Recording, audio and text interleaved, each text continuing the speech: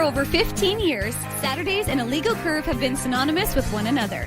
With insight, analysis, and interviews regarding the Winnipeg Jets, the Manitoba Moose, and all around the NHL, here are Dave Manouk, Ezra Ginsburg, and your host, Drew Mandel. The Illegal Curve Hockey Show, presented by Play Now, the official sports betting partner of the Winnipeg Jets, starts now. First Saturday show of 2026. Let's do this thing. Good morning, Winnipeg. Good morning, Manitoba. For all those joining us live this morning on our YouTube channel and all of our social media platforms, we say good morning, universe, and welcome to the Illegal Curve Hockey Show with Ezra Ginsburg, my man in red, not a lady in red, but man in red. I like that sweater, Ezzy. Orange. No, it's coming through red on my screen. So I'm thinking maybe it's orange in real life. Red. It's a reddish orange. Okay, well, you look good. I like it. It's a nice, bright, bold color, and we're going to have... Or maybe it is red, Drew. Maybe I'm colorblind. I don't know. That's also possible. I mean, maybe you're red-green colorblind. Have you ever... I'm definitely losing my eyesight. Parking tickets. Yeah, exactly. My parking tickets, my speeding tickets. Yeah, I'll say traffic this much. Violations. My eyesight is not what it used to be, because I used to be able to read like small print, no problem. Now, like, my kids will show me something and I'm like, I can't read this. So it's time for me to get an eye test. Well, you might want to look into that. I mean, as somebody who has clearly been wearing spectacles since I was, I think, about 7 years old. Bifocals. Well, no, they're not bifocals. They're spectacles. I don't need them, I don't need to be able to see high and low or whatever it is the difference. I'm blind both ways. I can't see, period, no matter what, no matter what my vision is. But yes, if the words are blurry, that's a sign you should go get that checked out. I look forward to you doing that in the next 3 to 5 years, more likely than 3 to 5 weeks. Maybe we'll do like a live like eye test. We'll make it an Illegal Curve special show. Yeah, live on location as he gets his vision tested. Yeah, I think I smell ratings gold is what I smell. I know, there. like, we'd have at least one person watching. Joe from Winnipeg would watch that for sure.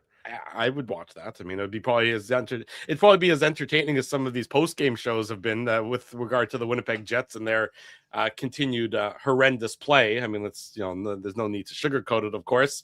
The Jets, losers of 21 of their last 27 games, 8 straight losses, albeit 3 of those were in overtime, dead last in the NHL. And the thing about the dead last in the NHL is it's not even like they're tied for dead last anymore. They are now dead last by a couple of points, if I'm not mistaken.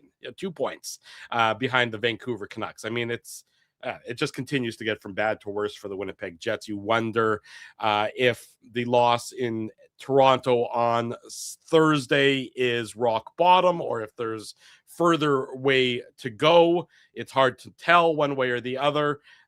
They have Ottawa tonight in the nation's capital as they are looking to get back into the winning side of the ledger. It's just a remarkable situation and state that the Winnipeg Jets, their fan base, finds themselves in on the 3rd day of January.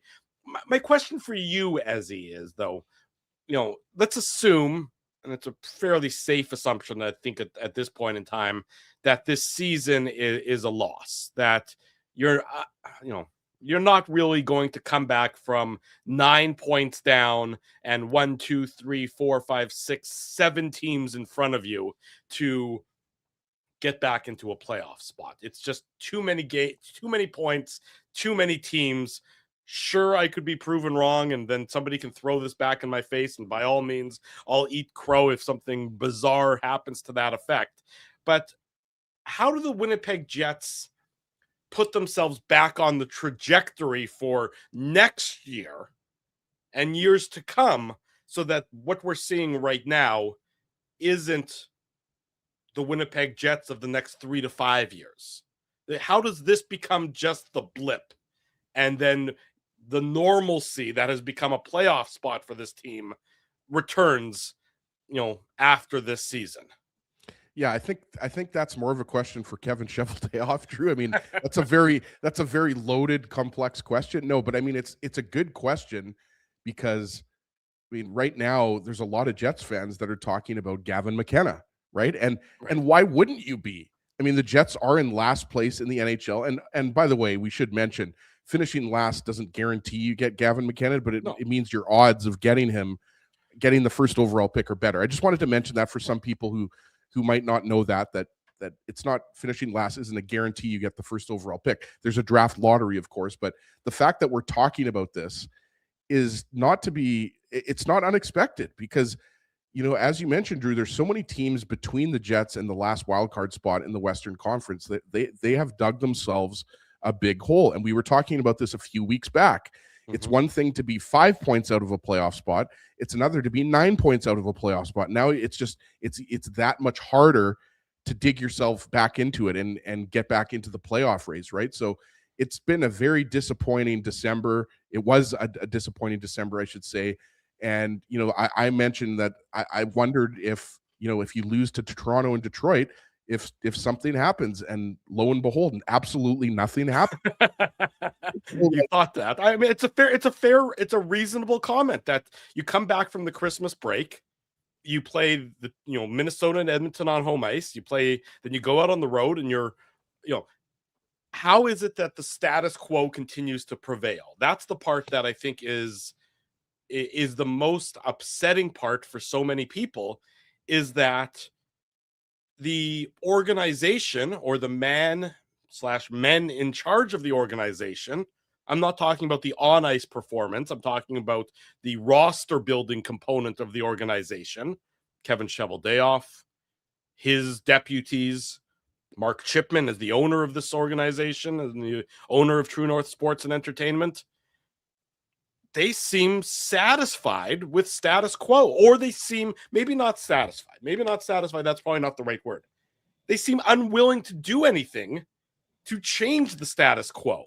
That, to me, is the most perplexing part of this whole thing, is that this kind of performance, I would argue, on any other team is going to result in some degree of changes. Yeah, I would agree with that. Degree of changes. It's shocking that this has been 2 months plus of this now. We just read the numbers from our buddy Mike McIntyre, who chronicles it on his Twitter feed after each and every loss. If you lose 21 of your last 27 games,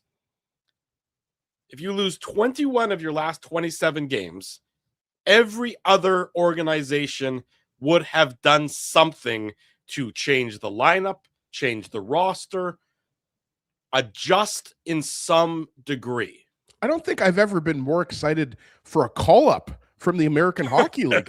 When was the last time we had somebody up from the Manitoba Moose? It's been a while. And I realize the Jets are healthy right now, but I'm with you, Drew. Like, losing 21 of 27 games, that's not easy to do in the loser point era, right? Like that's really bad. And I don't think anybody saw this coming. At least I didn't see this coming. Most Jets fans did not see this coming. Like, we were talking Stanley Cup contender at the beginning of the season. Sure, were the Jets maybe going to take a little bit of a step back? Sure.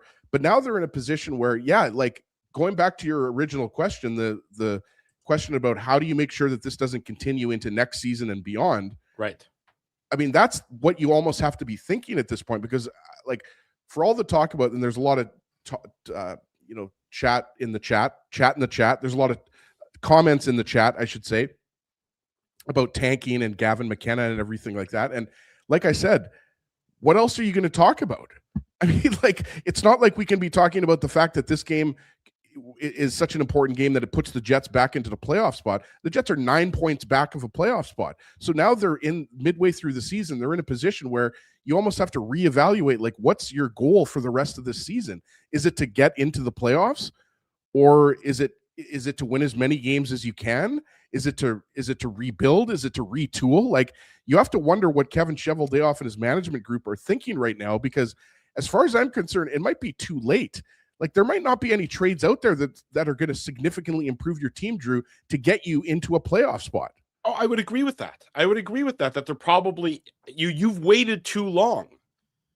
A proper evaluation should have been done. A proper evaluation should always be occurring. And when you and I said this, I mean, I don't know if I said it on Thursday's post-game show or Wednesday's post-game show or Monday's post-game show. They all blend together. But you evaluate your team throughout the course of the season, and you're supposed to address the issues that you see on your team. And the problem with waiting too long is that it becomes pointless. You've waited too long at this point. You've waited. I mean, and I saw that, Andrew Mangiapane, because he's fallen out of favor in Edmonton, and they're talking about, the Jets might be a place where he could go. And yeah, they could. But and Mangiapane, he's an older veteran guy, so he certainly fits in with the Jets' MO of getting older veteran guys for better or worse. And he's under contract for another I think actually year. At 29, he'd be below the average age. He would actually bring down the average. I mean, but he's not a guy that you think of as a young, who's got a lot of untapped potential. I would say he's had some nice. He's had some nice seasons. He's had some nice. He's on the downside of his career. I would think it would be safe to say. Yeah, that's I could see that. I mean, he had the one crazy season in Calgary where he had 35 goals. Right. He's more of kind of like a 15 to 20 goal guy. I think you'd agree with that, Drew. And just looking at his stats, that kind of agrees with that. And I think that Mangiapane could provide a boost for the Jets' secondary offense. But I don't necessarily look at Andrew Mangiapane as a game changer. No. Like I don't see. Pardon me, I'm a little sick, so I was losing my breath a little bit there. But Mangiapane, I think, is the type of player that would give you more offense than guys like Vlad Nemestikov and Nino Niederreiter. Like maybe give you a few more goals on the third or fourth line. But to your point, you wonder if this is too late. A lot of people keep pointing to the 2019 St. Louis Blues, but that's an aberration. That doesn't happen every year. And I don't know if that's in the Jet. Like, look, I've said this so many times before, Drew. I don't know how much longer I'm going to be able to say it. I do Especially if you keep losing your breath. Well, exactly. And I still think there's a slim chance the Jets can make the playoffs. But now that they're after these last two losses where you didn't get any points against Detroit or Toronto and you're 9 points back, it's going to be really hard to get into the playoffs. That's a lot of teams that you have to jump over to get into the playoffs. There's other, like, you don't think Seattle's trying to get into the playoffs, right? Like, you don't think all these other teams are trying. Utah, like, there's a lot of teams that want to get into the playoffs. It's not just the Jets. And, it could be too late for a move to come, but you'd have to still think that, like, Chevy's going to do something. Like, and I'm not saying that rhetorically. Like, your last place in the league, like, don't you kind of have to do something? You would think so, but you've been last. I mean, it's January 3rd. I mean, you're probably trying to bail out a sinking ship with a teaspoon at this point in time. I mean, that's what the Jets are trying to do if they make moves. Now, I'm advocating that they should still make them, but these need to be moves, I think, less so for this season specifically, as more so for the years to come, for next year. Elias Salamonson needs to play the rest of the season with the Winnipeg Jets. He's got nothing left to gain by playing at the AHL level at this point in time. You need to know if he is an NHL caliber defenseman. We all think that he is. The expectation is that he is. So he needs to get a significant number of games at the NHL level for the Winnipeg Jets, with whatever warts that comes with. Because guess what? The current roster you're putting out there on your third pairing right side is still filled with warts. It's not like you're adding warts to your team that don't already exist. You're developing a player that you hope to be a key member of your franchise for years to come. And even if Elias Salamonson isn't going to play the entire rest of the season, Drew, like the next 42 games or whatever, at least do you not want to see a bigger sample size from him going forward? Like the Luke Shen experiment has to be over at a certain point. It has to be over now. I mean, there's no, you have to be trying to trade these guys at this point in time. Now, do they have any value? Well, that's a pretty good question, because I don't think they have a ton of value. I don't think you're getting a second-round pick back for Luke Shen. A second and a fourth, has he? I don't think you're getting that at all. I mean, Kevin Cheveldayoff was absolutely fleeced on that deal. I mean, you can say it's not looking like a good trade, that's for sure. You can praise Kevin Cheveldayoff for some of the trades he's made, but you at the same time have to acknowledge the trades that are poor. The Luke Shen trade is going to be at the top of the list in terms of an abysmal trade. You like the attempt, but you at the same time have to say our player evaluation process needs to be reviewed because we failed miserably when it came to Luke Shen. And I would argue they failed pretty miserably as well when it came to Brandon Tanev.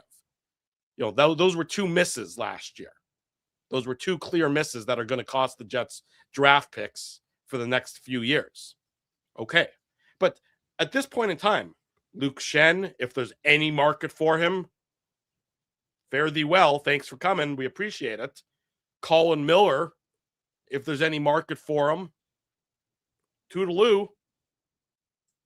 Logan Stanley, who I think probably now will have a market for him. Yeah. Because he's actually been one of the only Jets players to improve their stock this season. You put out Logan Stanley right now and find out what he's worth, and you trade him. Because why are you holding on to him? What are you holding him on to him for? I mean, worst case scenario is something happens to Logan Stanley in the next month or so, and he gets injured, and all of a sudden you can't use him as an asset to reacquire one of the draft picks you've sent out in recent years. That's what you're trying to do with Logan Stanley. If you can get Logan Stanley for, I mean, sure, I don't expect he's going to return you a young player, a roster player. I'd be surprised. I wouldn't think that's realistic. But you need to refill your cupboard of draft picks. And Logan Stanley is one of the only players who's a pending UFA who's going to be able to do that for you. I mean, you're looking at everything on this team at this point in time. Anything that's not named Scheifele, Velarde, Kyle Connor, Adam Lowry, Morgan Barron is probably in that conversation, although he's only a years away from UFA status as well. But I like Morgan Barron. I think you need him on the team. Obviously, Pionk's not going anywhere. But, Pionk, Morrissey, Sandberg, Dylan DeMello, I mean, he's got a modified no trade clause, but I don't think that anybody's going to line up to get, pay him $4.9 million for the next couple of years. Everything should be on the table.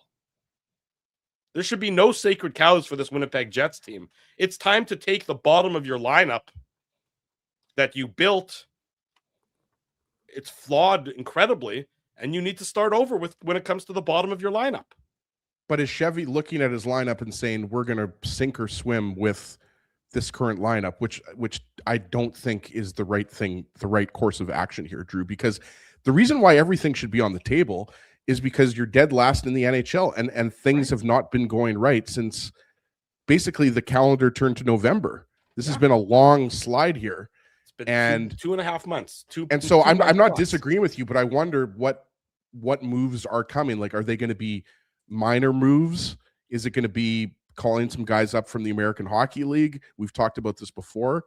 Or is it going to be moving a significant piece and actually trying, like, that's why when you talk about trading, whether it's a Luke Shen or a Colin Miller or even Logan Stanley, I personally, even though I agree that his trade value has never been higher, I just don't see the Jets putting all of this time into developing him and then him finally having his career season and then trading him. That's just me. So are you re-signing him? I think the Jets will re-sign him. I'm not saying, Drew, if I was the GM, I would do that. I'm just saying that's what I'm expecting. I'm expecting Stanley to be re-signed by the Jets, but I could be wrong because, like I said, his trade value, I mean, look, he's got 7 goals. He's got more goals this year than he did in all of his previous seasons combined. Mm-hmm. So his trade value is high.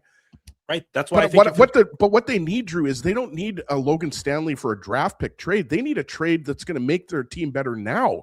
Like, that's what I'm saying. Like, a lot of people have given up on making define now, Ezzy. When you say now, do you mean this season or do you mean next season? Because I mean this season. Season. This season's gone. This season's gone, in my opinion, my friend. Well, it could be. I agree with you. I that's why I've been saying. That's what I've been saying for the last 2 weeks. Being 5 points back and being 9 points back is a huge difference. That's why they needed some points. They needed to get points against Minnesota.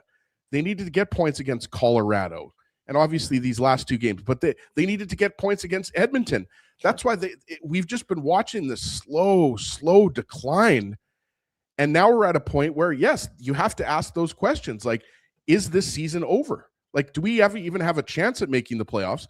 obviously the Jets are going to tell you they believe that they can make the playoffs, but what are we talking about here? You need an 8-game, 10-game winning streak, most likely, to get back into a playoff spot. That's what you're talking about. And a 10, I mean, look, the Buffalo Sabres have won 10 games in a row. Great for Buffalo. That's terrific. Love that for them. Given the, decades of futility.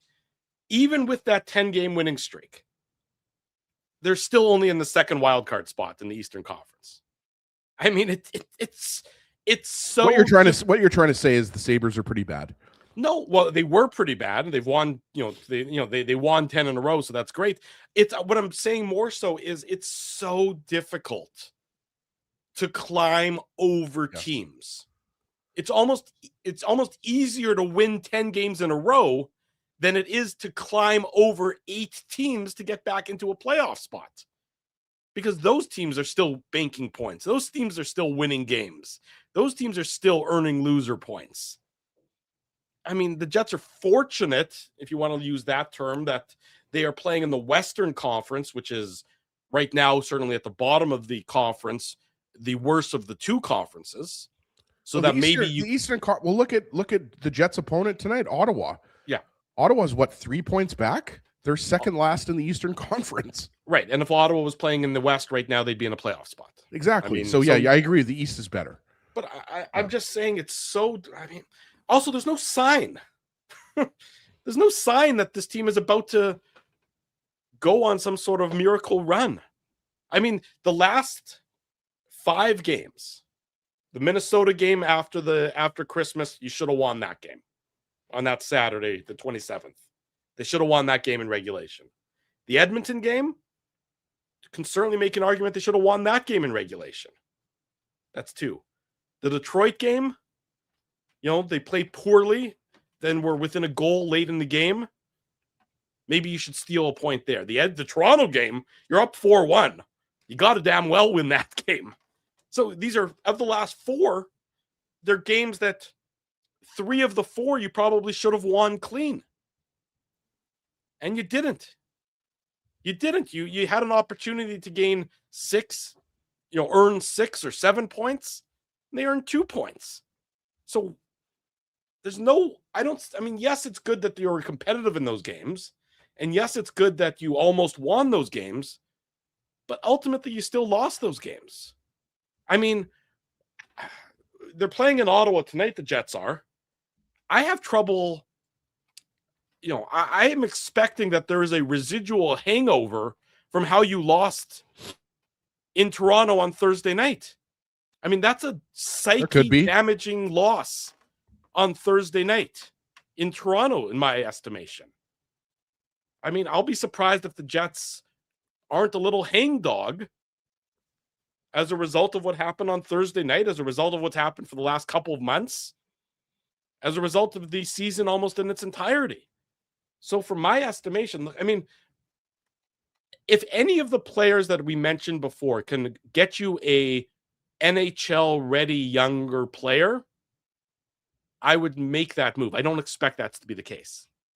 I don't expect that there's any demand for that anybody's ever going to recreate the who was it? Was it Marty Erat for Philip Forsberg trade? Yeah. Back when Nashville and Washington made that trade.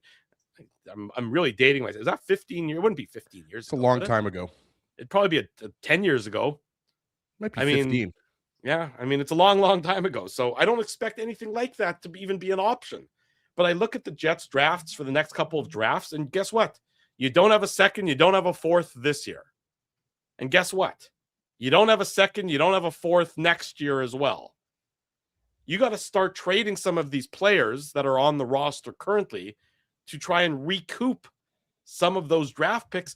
And so you can open up spots for the players from the Moose to come up and at least put some heart and soul into an effort that your team can be proud of for the next couple of months. Well, and that's what I've kind of been arguing, and more so to your point, Drew, now that the Jets have lost these last 2 games and they're in the middle of an 8-game losing streak, or not in the middle of an 8-game losing streak, but they're in the midst of one. They're in the midst of one is the proper English there. Thank you, Drew.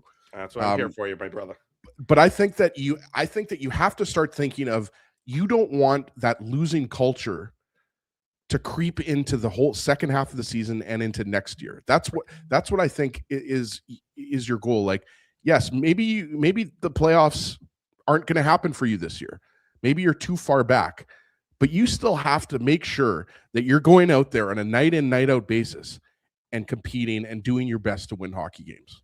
You have to ensure that your standard, the standard that is acceptable by, I mean, look, the Jets' best players have still performed to the standard that they demand. Correct. And that's something that can give you some hope. Scheifele, Connor, Morrissey, Hellebuck, Velarde. I mean, you guys know the names of the best players. They've still maintained the standard. Maybe they're not having their best years, although Scheifele is having a career year. You know, maybe they're not having supreme years, but you can't say that their effort or that their give a damn factor has diminished. The problem is the bottom of the lineup just hasn't been good enough. So you need to you need new players in to your lineup that also demand the most of themselves. Yes. That demand that this can't be what continues for the Winnipeg Jets. That demand a quick return to form next year. And I think the Jets have learned, well, I mean, look, this league always, players and coaches love veteran players because veteran players generally don't make the same mistakes that rookies do and that young players do. That's, you like with anything, the more you know how to do something, the less likely you are to make a mistake when doing it. It's true in all walks of life. But I think that the problem is that the Jets, with their reliance on the veterans this year, have chosen the wrong veterans. They've chosen the wrong veterans. The veterans they had on their team maybe got a year older and a year too slow and can't do it anymore. It happens. The veterans they acquired, the veterans they brought in, they can't do it anymore. That's pretty clear. Or they can only do, maybe 20% of what you hoped for them, 50% of what you hoped for them. There needs to be a balance. There needs to be a yin and a yang between the veterans. You can't go strictly old. You can't go baby faces because that's not also going to work for you. You're going to lose games that way as well if you're too young. But there needs to be a balance. There needs to be and now you have to sort of figure out that balance for the next 3 months of this season, in my estimation. That's what you need to do. You need to figure that out so that the Winnipeg Jets don't have a redux of this season next year.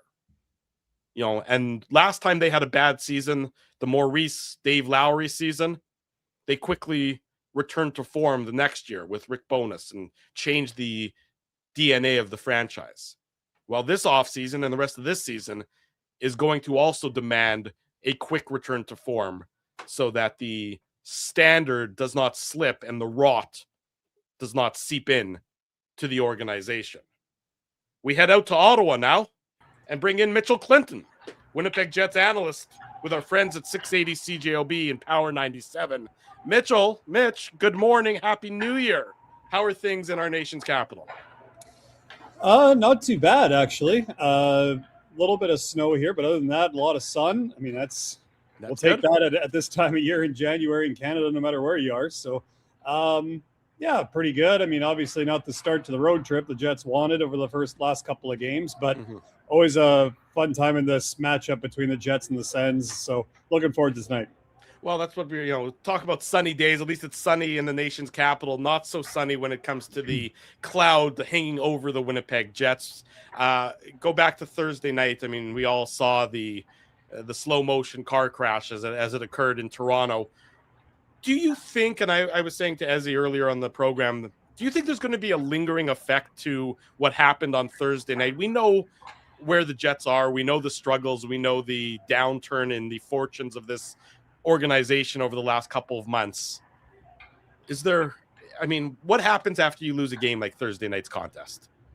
Yeah, it's interesting. I would imagine, if it was in any other context other than a back-to-back with travel, Winnipeg maybe, would have liked to have gotten on the ice to practice, but you you just don't do that after a back-to-back. You're not getting anything out of that practice. So, I mean, it was a day off, chance for the players to get away from it a little bit and, hopefully maybe even not think about hockey so you can come into the rink this morning refreshed and ready to go. And I think the thing that stood out to me the most, yes, it's a 60-minute hockey game, but Winnipeg had been, over the course of this, 8-game skid that they're on, they'd really been struggling with their starts. And so to have the start that they did against the Toronto Maple Leafs, I was just like, okay, like this, they'd had good starts, but hadn't gotten the result in terms of the offense, right? They still, would outshoot a team, but they would be down 1-0 or something like that, right? So they were able to build that lead over Toronto in the first period, and you're just like, okay, like everything looks pretty good. Like, so you get the start that you're looking for, and then all of a sudden the finish to the game, which, has been, kind of what Winnipeg's been actually better at, outside of the fact that, they haven't been able to find the tying goal. Usually their game looks pretty good because I think they're just playing free and trying to, tie the game up. On Thursday, it was the finish that really seemed to plague them. So it was kind of a confusing night where it was one of those things where it looked like everything was going right, then everything was not going right in the matter of kind of about the halfway mark of the game. So I think yesterday being able to get away from the rink, it's a good, start. Now it's a matter of coming into today, making sure you kind of left that behind. Yes, you're going to do your video and all that, but I think you have to focus solely on the Ottawa Senators because there's nothing you can really do about the past, as painful as it was. Mitch, Jonathan Toews obviously has had his struggles. It's been well documented. His first year with the Jets, his return to the NHL, but had a really nice assist on Alex Iafallo's goal last game against Toronto. He's got 3 assists in his last 4 games. And I wanted to ask you, what have you been seeing from that line with Toews, Perfetti, and Iafallo? Because it really seems to me like they're finding some nice chemistry together. They are, and I agree with you, Ezzy. That's one of the lines that's really stood out to me over the last couple of games, and the numbers would back it up. I mean, analytically at 5-on-5, I think they have an 80% shot attempt share. That's wild. Now the thing for them is kind of as it has been for the bottom 9 for Winnipeg for a little bit here.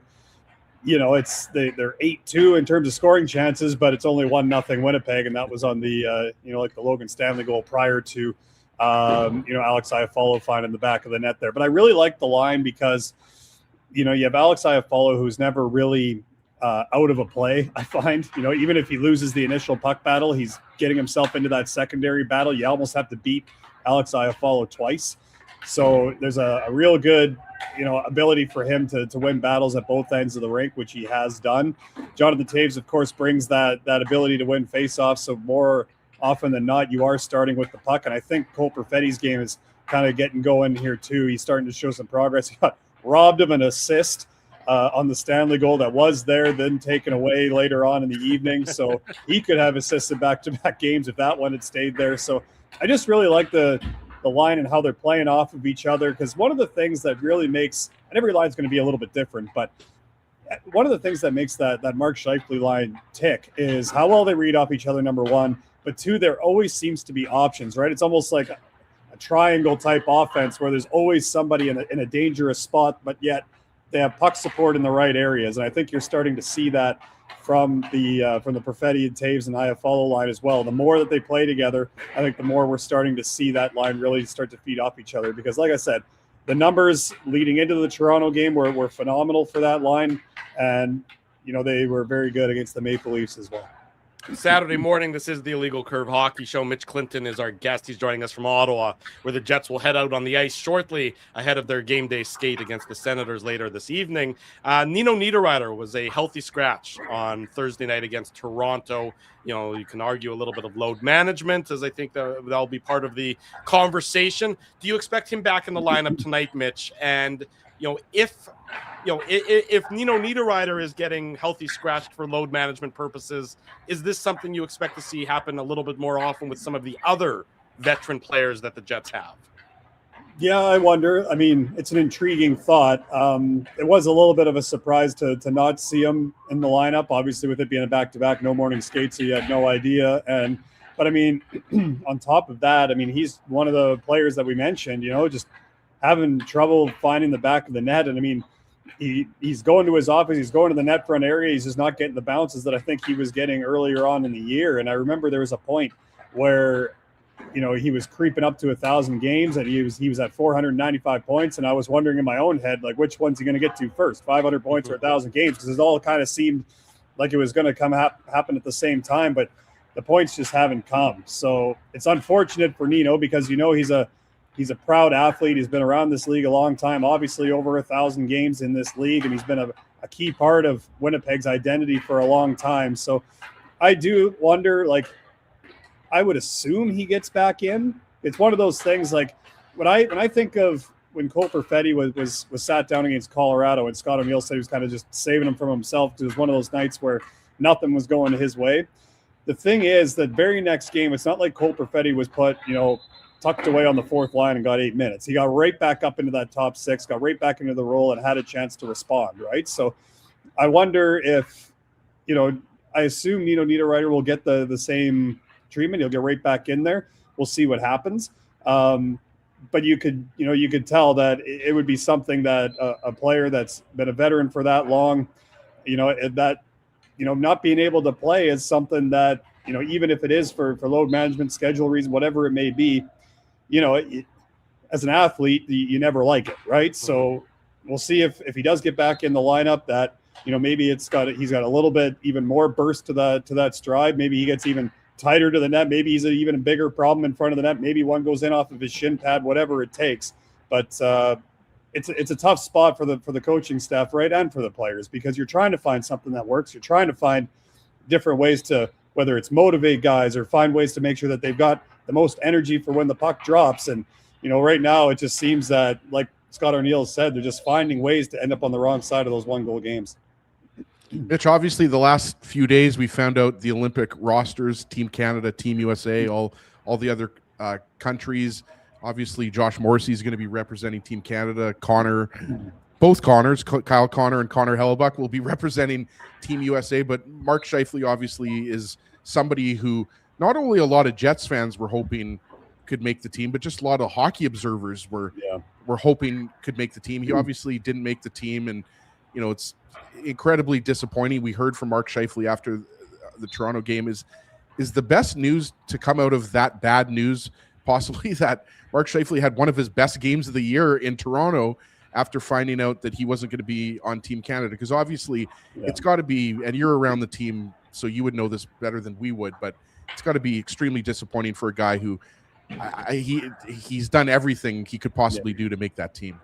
You know, it was interesting the morning that you knew that the Canadian athletes were getting that phone call and whatnot. You're trying to analyze body language, right? And I remember getting to the rink and all that stuff, and I'm trying to, like, pick up on, did he get in? Did he not? Like, but thing with Mark is his body language never really changed. He's still the same, like, you know, somebody held the door for him, I think, on the way into the ring. He's like, "Thank you, sir." Like, it was just like, it was a regular Thursday or whatever it may be, or Wednesday.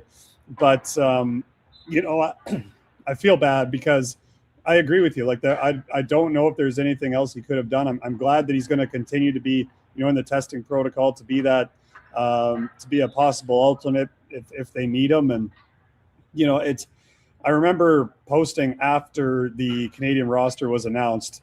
I believe the Four Nations roster was announced sometime in early December last year. And the next 4 games, I think Mark Scheifele had 7 points. Mm-hmm. So he handled that announcement really well. And then, so was I surprised to see him have a big night in Toronto? No, because he tends to do that. But at the same time, I think it really just speaks to him as a person and as an athlete that it's like, okay, this was devastating. This was, like, obviously he's been in the conversation all year, especially because of Four Nations, that, you know, he could be right on the cusp, and all he's done is gone out and had a career year. And I think the only other thing that I would add to it, and I said this on air a couple of games ago, I believe, with the rink dimensions the way they are, I don't know if you guys heard, the rink is a little bit different. They've kind of kept it under wraps. When I think of Mark Scheifele's game, a lot of it is puck protection. It's on the walls. It's winning those one-on-one battles and then finding somebody in space. And when you're not going to have a whole lot of space, I just think that's something that would really help Team Canada. Obviously, picking Team Canada for any hockey event, whether it's men's, women's, whatever it may be, is going to be a difficult one in this country, and there's always going to be disagreements. But maybe I'm biased, probably biased, because you see Mark Scheifele every day. But I thought he was going to make it, so we'll see what happens. But like I said, it's just a good thing that he's staying in protocol, doing what he has to do, because that's all you can do. All you can do is control what you can control, and that's what I'm sure Mark Scheifele told himself. He did everything that he could. It's not like, he came out and had a really slow start and that kind of put him on the back burner. No, he did everything he could. So we'll see how things go over the next little bit. But yeah, I'm with you guys. I felt bad for Mark Scheifele, but he's responded the right way, just like he did last year. Mitch Clinton, our guest on the Illegal Curve Hockey Show. It's presented by our friends at Play Now. They're the title sponsor of all of our programming. Mitch, Morgan Barron, Adam Lowry, they seem to sort of be gaining some chemistry a little bit together. They seem to be able to turn the tides, shift the ice in the positive direction for the Winnipeg Jets as of late. That line, that pairing, with Tanner Pearson or with whomever on the wing as well. Do you think that it's time to see a little bit more of them in a sort of a more prominent role for this team, given that they seem to be largely winning their minutes, and this Jets team has been very much looking for the right balance of minutes allotted, especially after the Connor, Scheifele, and Velarde line? Yeah, it's interesting because I remember the game against Edmonton, one of the best, I would say, defensive games that Winnipeg's played. If not all season, then certainly in the last month, where, McDavid and Draisaitl, they're going to get their chances, but they really didn't have a sniff until McDavid won that face-off late in the game that led to the empty netter, right? So I just think the way that those two guys in Barron and Lowry play off of each other, and I think Tanner Pearson's got a little bit of that identity to him too. I would imagine a lot of it is always, as Scott O'Neill says, kind of dictated on matchups. And when you're going up against Edmonton, especially when they have McDavid and Draisaitl on separate lines, you need two matchup lines. And some teams are built a little bit differently. I think Toronto a couple of days ago was a little bit different. Getting Austin Matthews back is huge for them, but to not have William Nylander as well, I wonder if it changed some matchup things for head coach Scott O'Neill. But I agree with you, because sometimes if you can get those guys a few more minutes in the Barron, Lowry, Pearson line, if they continue to roll the way that they are, well, now you start to get maybe your favorable matchups for that line that we talked about a little bit earlier in Perfetti and Taves and Iafallo. And there's a possibility that they can find the back of the net, or maybe it's your fourth line with Nemestikov, Nyquist, and whoever happens to be on that wing, usually Niederreiter, obviously Kepke against the Maple Leafs. So, yeah, you could probably think you're probably going to see that. I've loved Morgan Barron's game this year.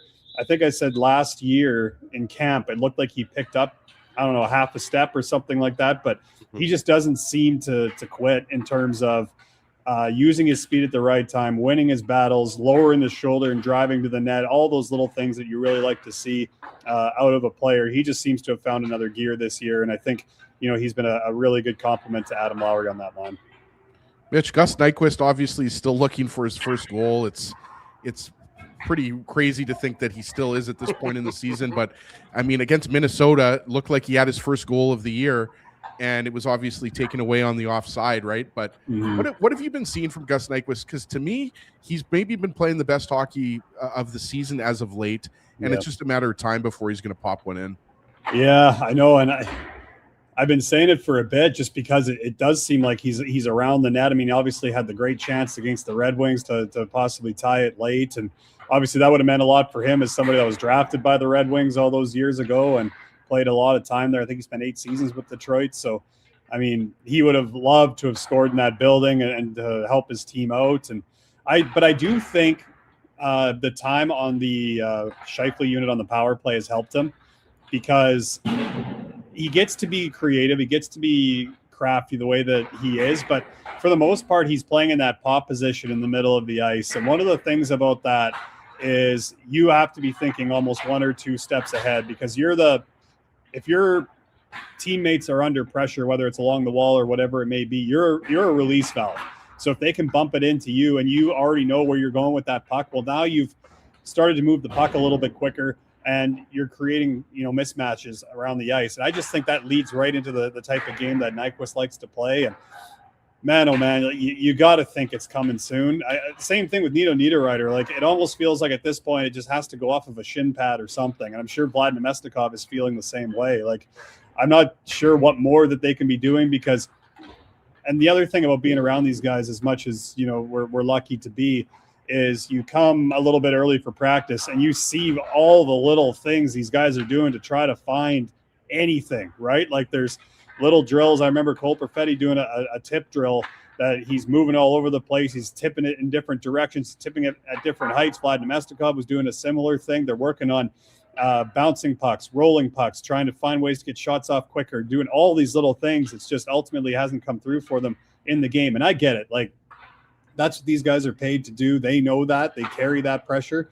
But, it's not to say that the work hasn't been there. And that's kind of been the theme for the entire team, because, as much as, it's been a frustrating run, the effort has always been there. It's not like they've had especially lately, like it's not like there's been a night where they've gone out, they've lost 8-0 and they weren't even in it. You know what I mean? Like, they've been in all of these games. And I think that's what's added to the frustration for both the team and the players. Is you were 19-4-4 in 1-goal games this year. You're 4-9-4 this year. Like, it just, you're just on the wrong side of the coin. And if you had any sort of, whether it be puck luck from anybody in those secondary scoring roles, things could be a lot different. But ultimately, this is where the Jets find themselves. And Gus Nyquist, I'm sure, there's probably nobody harder on himself than he is, trying to find a way to get one in the back of the net to help these guys out. Well, that's what I was going to ask you about, Mitch, is the frustration level. Because, I mean, it's natural for athletes, for anybody, to be frustrated when you put in the work and you don't get the results. So, without, of course, breaking any confidences or anything along those lines, just being around the team, are you seeing them? Is the lack of success maybe beginning to show on their faces, or are they still sort of? I mean, I don't doubt the effort. It's just, you put out this effort and you don't get the results.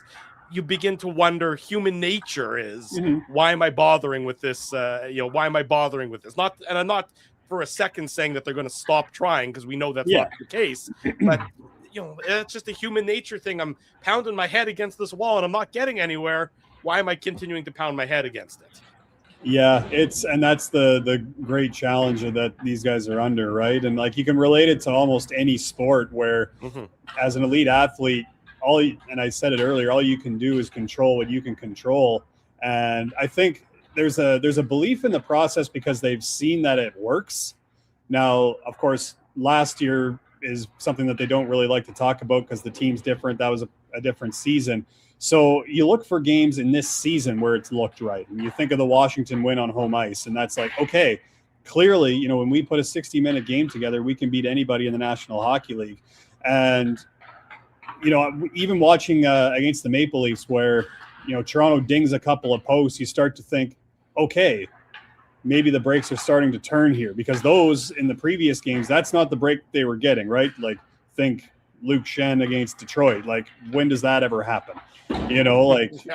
So I think that's they haven't been getting the benefit of a few bounces, so that can always test your mettle. But in terms of how they're kind of carrying themselves, what stood out to me is when it comes to, like, say, a game day like this one, I'm sure we're going to get on they'll get on the ice, and you'll still hear the same hooting and hollering. You'll still, see these guys not laughing, but like, they got to keep the mood light, right? Because it's, after games, is it quiet? Of course it is. Like, these are all athletes that want to be this part of the solution, right? Like, they've been part of a solution for their whole lives, that they've been the one to score the big goal or make the big play.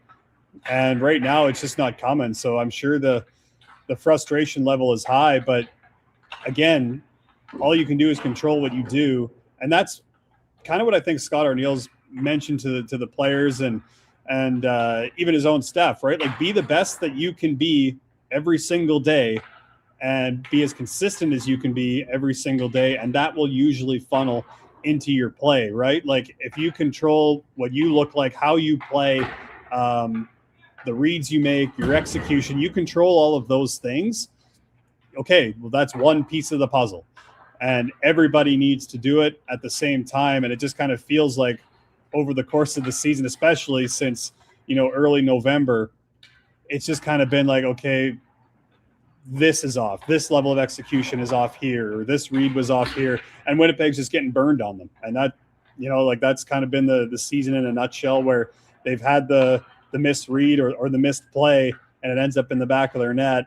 And it's not necessarily to say, to say, well, they need more saves from their goaltenders, but it's the fact that, those pucks that end up in the back of the net this year were getting slightly blocked or going off a stick or whatever and going into the corner, right? It's, I think of the Stetcher goal against the Maple Leafs, where, Winnipeg rims that puck around, it gets high in the zone.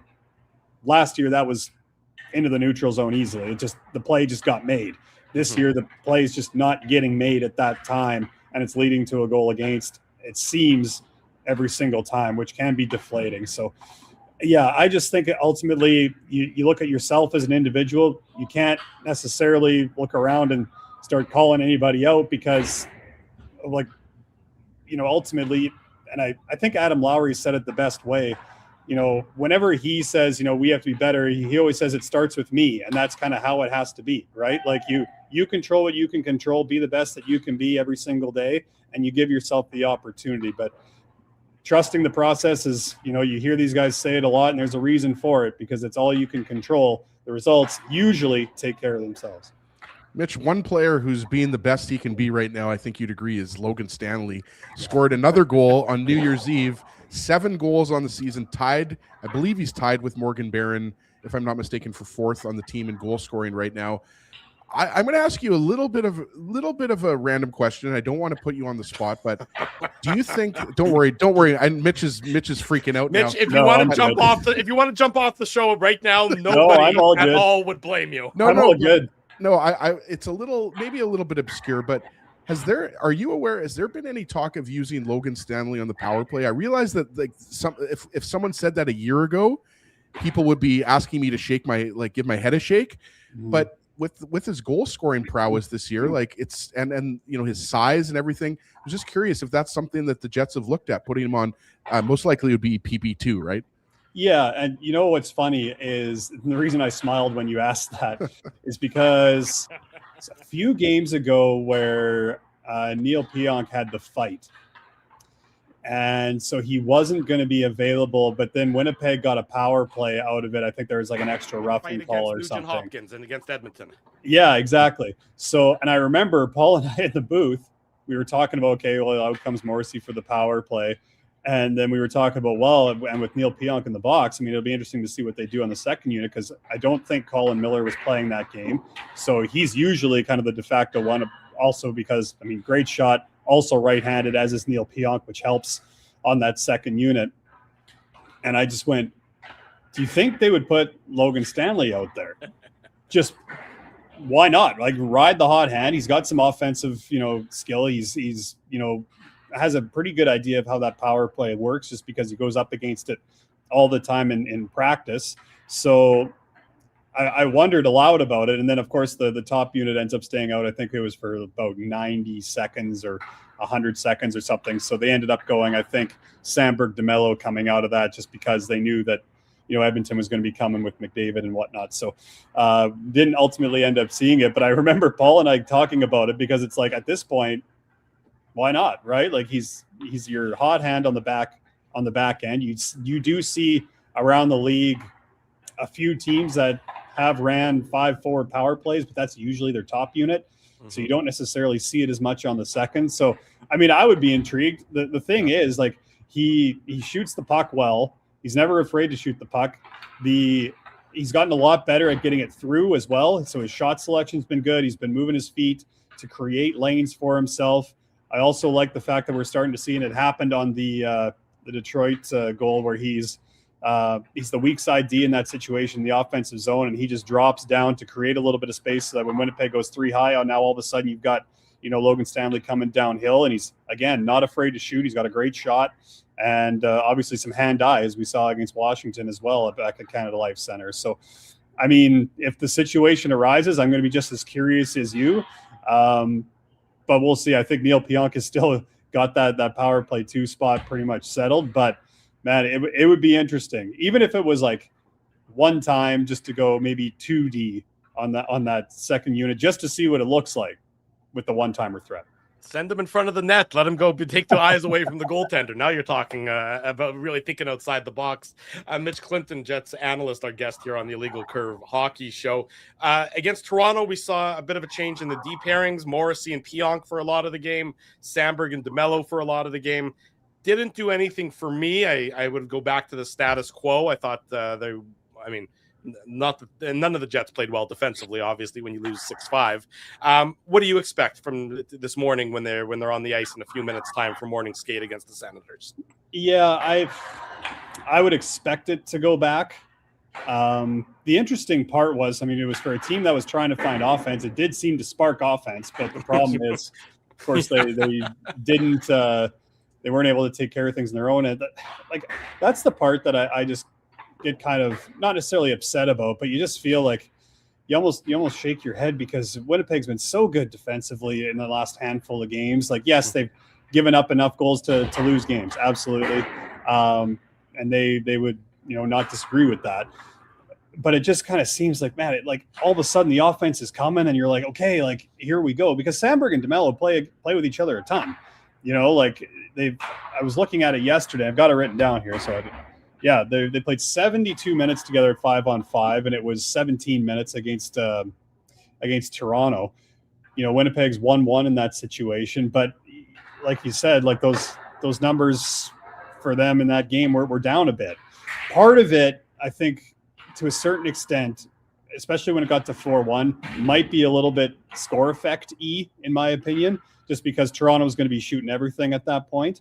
But, I mean, whenever Winnipeg is looking for offense in regular games, you do see Morrissey, Pionk go together, and then they're out there almost every other shift, right? So it's a look that they're used to. The numbers for Morrissey and Pionk against Toronto were all right, but they were just high event, right? It was 5-5 and high danger chances at 5-on-5, which obviously is a number that's a little bit higher than I think both Morrissey and Pionk would want. But they generated. So it's almost like it's similar to kind of what Winnipeg's been trying to battle all year. It's like, we need the offense on this side to be able to win games, but our identity is built on how we defend. But clearly we need to find, some sort of happy medium in the middle there. So I don't fault the coaching staff for like trying something. You have to, right? Like you're trying to find ways to get that spark that you're looking for, get that win that you so badly need. And I would argue like you probably deserved in a number of different situations. Like, I still think about the Minnesota game and how that one ended. You know what I mean? Like that one, I think if you're Winnipeg, you truly felt that you were robbed in that one. But that's just my own opinion, and I've kind of said that for a little while. But they've been able to put that behind them a little bit better than I think I have. But, yeah, that one took me a bit. But ultimately, I would imagine, to answer your question succinctly, which I don't know if I've answered any question on. We don't succinct isn't good on this show. Yeah. We like long and expansive and drawn out. That's long form, Mitch. Yeah, I would imagine they'll go back to Morrissey, DeMello. We'll see when morning skate starts in about half an hour here, but we shall see, just in terms of what the coaching staff's thinking, or if they're just like, you know what, we liked a little bit of what we generated offensively. We know we can take care of our own end. We'll see if maybe they go back to the same thing, but I would imagine Morrissey, DeMello. We will find out in, maybe a few minutes time, and then a few hours time from now, when you're on the call with our good buddy Paul Edmonds later tonight on 680 CJOB and Power 97. Mitch, thanks so much for joining us. We'll keep an eye on your Twitter feed for all the updates from Winnipeg Jets game day skate, and we'll catch up again real soon. Be well. Happy New Year again. Give our best to Paulie and the whole crew as well. Thanks, buddy, for joining us. Will do. Thanks, guys. Thanks, Mitch. Happy New Year.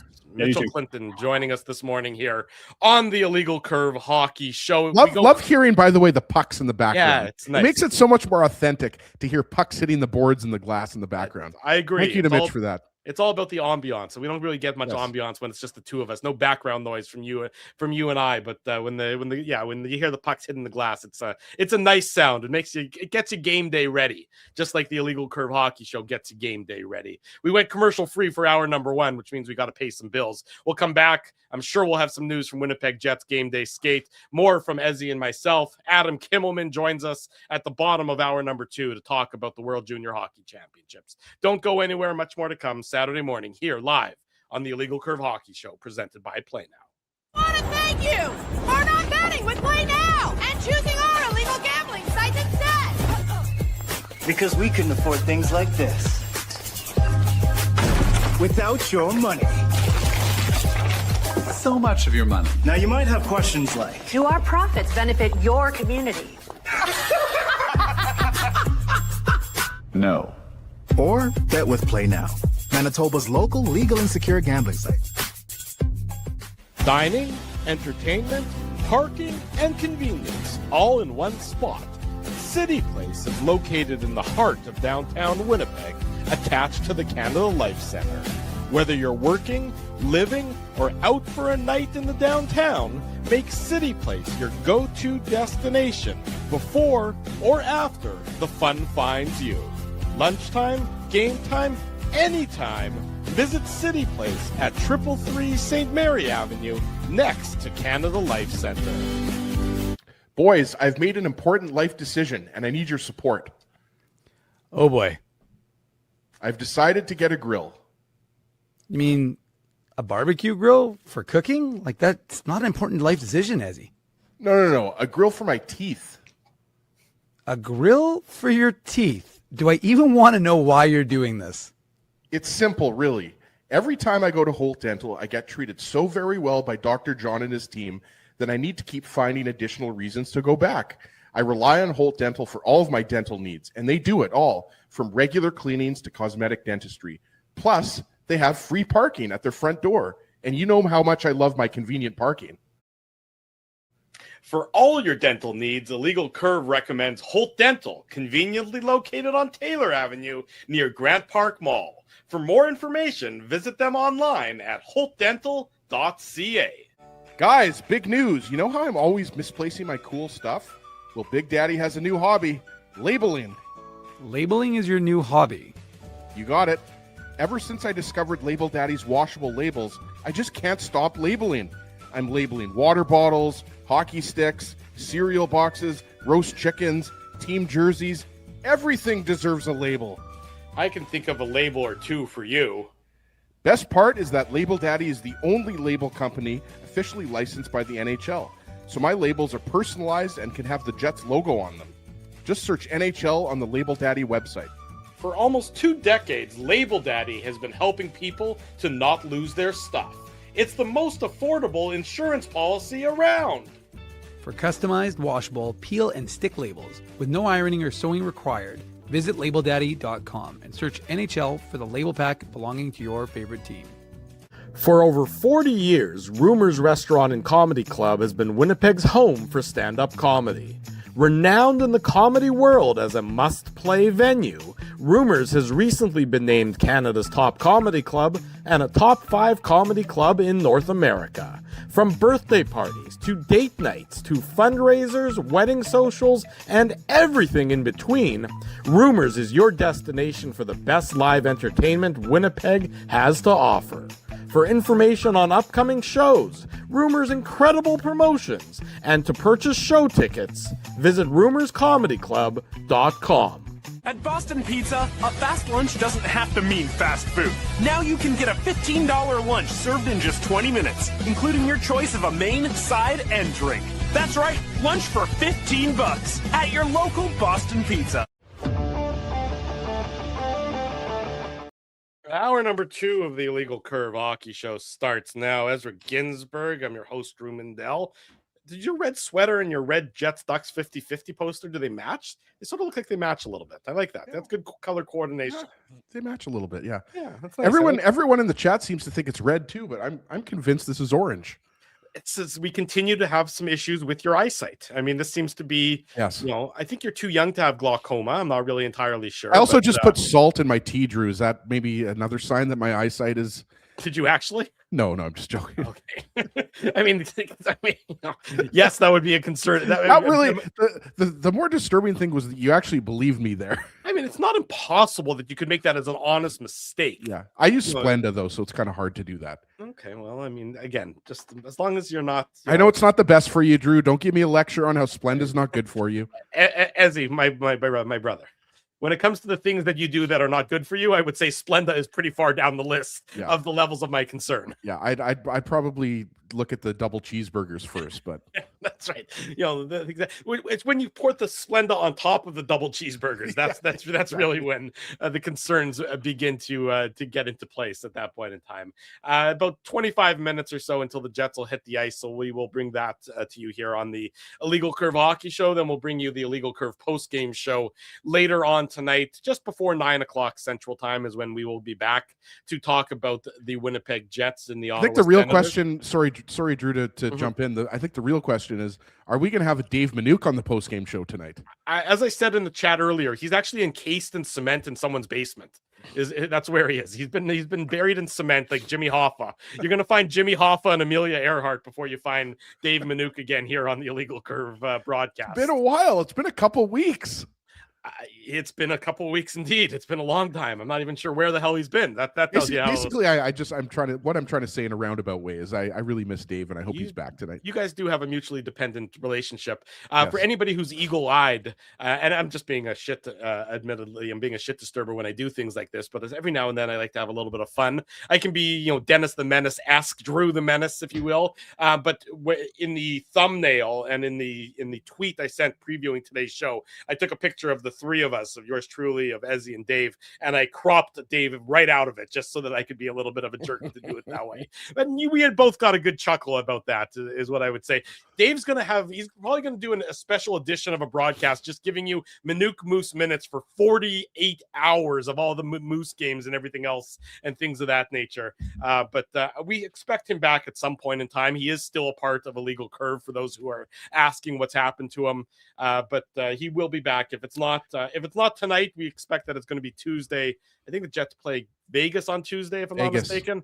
Yeah. So at some point soon, we do expect that he's going to be back with us on the broadcasts. In any event, the Jets will be back, and we'll be back for the post-game show a little bit later on tonight. Kevin Cheveldayoff is expected being the operative word, expected to meet the media this week in Winnipeg to talk about what has gone wrong with the Winnipeg Jets season, because it's certainly a litany of items. I mean, our buddy Ken Wiebe wrote about it in the Winnipeg Free Press today, also saying that it's time for the general manager to do something to shake this up, that the status quo cannot continue, that there needs to be changes. We've been saying this for months on end. We've been saying that that you're almost absentee in your management of the team to have not done anything along these lines thus far in trying to fix what ails the Winnipeg Jets team. The question that I would have for Kevin Cheveldayoff, the first question would be, it was in Buffalo where he said that the answers for the answers must come from within. And that was, when was that Buffalo game? That Buffalo game was what? Almost 6 weeks ago, I would say. I was going to say over a month ago. Yeah, that sounds about right. 6 weeks ago. Yeah, so it's been a long time since that Buffalo game. And when it became clear that the answers cannot come from within, that was Monday, December 1st is when the Jets played Buffalo. It was the Monday, and then the Friday they won against Buffalo at home. So over a month ago, and many, many losses between now and then. The question I would have for the general manager is, if the answers need to come from within, why haven't the answers come from within? And then why have you taken so long to address it? Which are perfectly valid questions, Drew. I think they're very valid questions. I mean, yes, you want to, you can say the answers must come from within. That's fine. That's, you're giving a vote of it's the old vote of confidence that you're giving to a head coach, that you're giving to your players. That's fine. But at some point in time, after it's apparent that the answers cannot come from within, you're derelict in your duty to not figure out the alternatives. And I think that Kevin Cheveldayoff has unfortunately just waited far too long. So yes, there needs to be changes continue to be made to this team. Nobody is going to question that. You need to have, to some extent, some significant changes. 2 or 3 players need to go down. 2 or 3 players need to come up.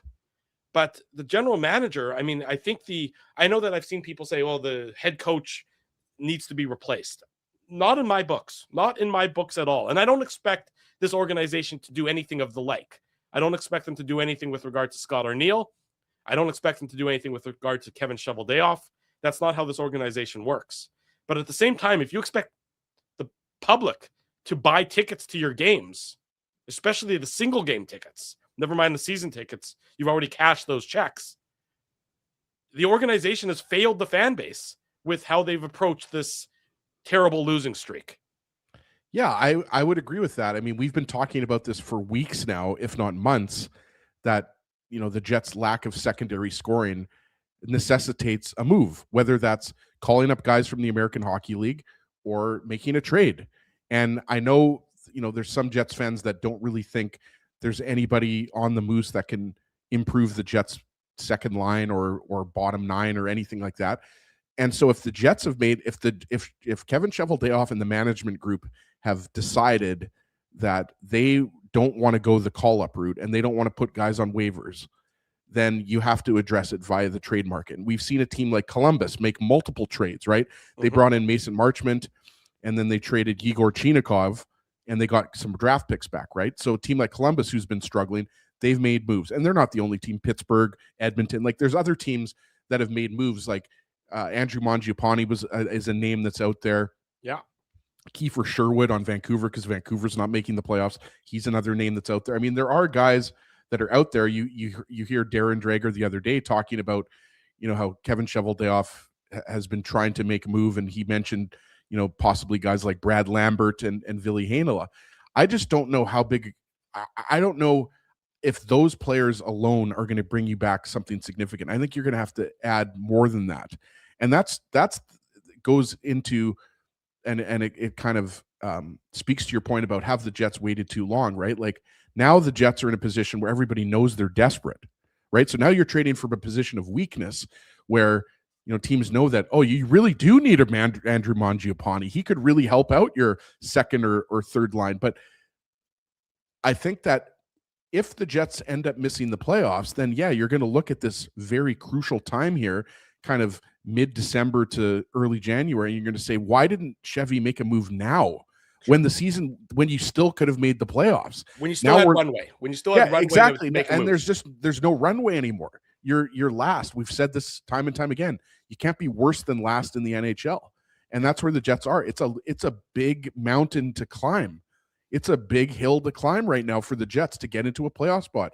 And nobody thought back in October we would be talking about this. Like nobody that I'm aware of thought that the Jets would be a bottom team in the Central Division. At the very least, everyone had them as a top 3 team up there with Colorado and Dallas, right? Well, now not only are those teams unreachable, Minnesota in 3rd place. The Jets aren't catching Minnesota. The Jets aren't catching anybody. The Jets. Well, it's possible, Drew. And so I think Chevy does have to answer those questions. Someone is going to ask him about that. Someone's going to ask him, why haven't you done anything? He hasn't done anything this year. Nothing. Or why is your player evaluations been so poor? I mean, that's the question, is why has your player evaluation been so poor? Every move you made, and it's not, Kevin Cheveldayoff will be the one who stands in front of the microphone, but it's the entire the pro scouting department that has failed in this process. They have absolutely all failed. I mean, if you have to give out grades, and that's things we've done here on the show, or we've said who's meeting expectations, who's exceeding expectations, and who's below expectation. The pro scouting department for the Winnipeg Jets, led by Kevin Cheveldayoff in his role as the general manager, has absolutely failed to properly assess the players they've acquired. Can't sugarcoat that. You can't say that, any of the guys that they've acquired this offseason or the guys that they've traded for since the deadline last year have been contributing members to this Winnipeg Jets team. So what has gone so wrong? Why has it been such a disaster in terms of filling out the bottom of your lineup? Why have you handed out contract extensions to guys who have struggled so significantly this year? I mean, these are all very legitimate questions that the organization needs to be asking themselves. Now, again, folks, keep in mind, you don't expect to get good answers to these questions from the general manager. No. Because he's very adept, and most general managers are very adept at not answering questions they don't want to answer.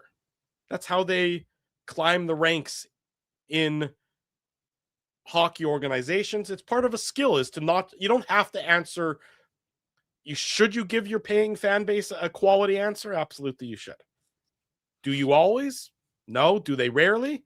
Oftentimes they rarely do. So I don't expect answers to be forthcoming when Kevin Cheveldayoff meets with the media. But these are the questions the organization internally needs to be asking. And they need to be doing a thorough evaluation of their processes.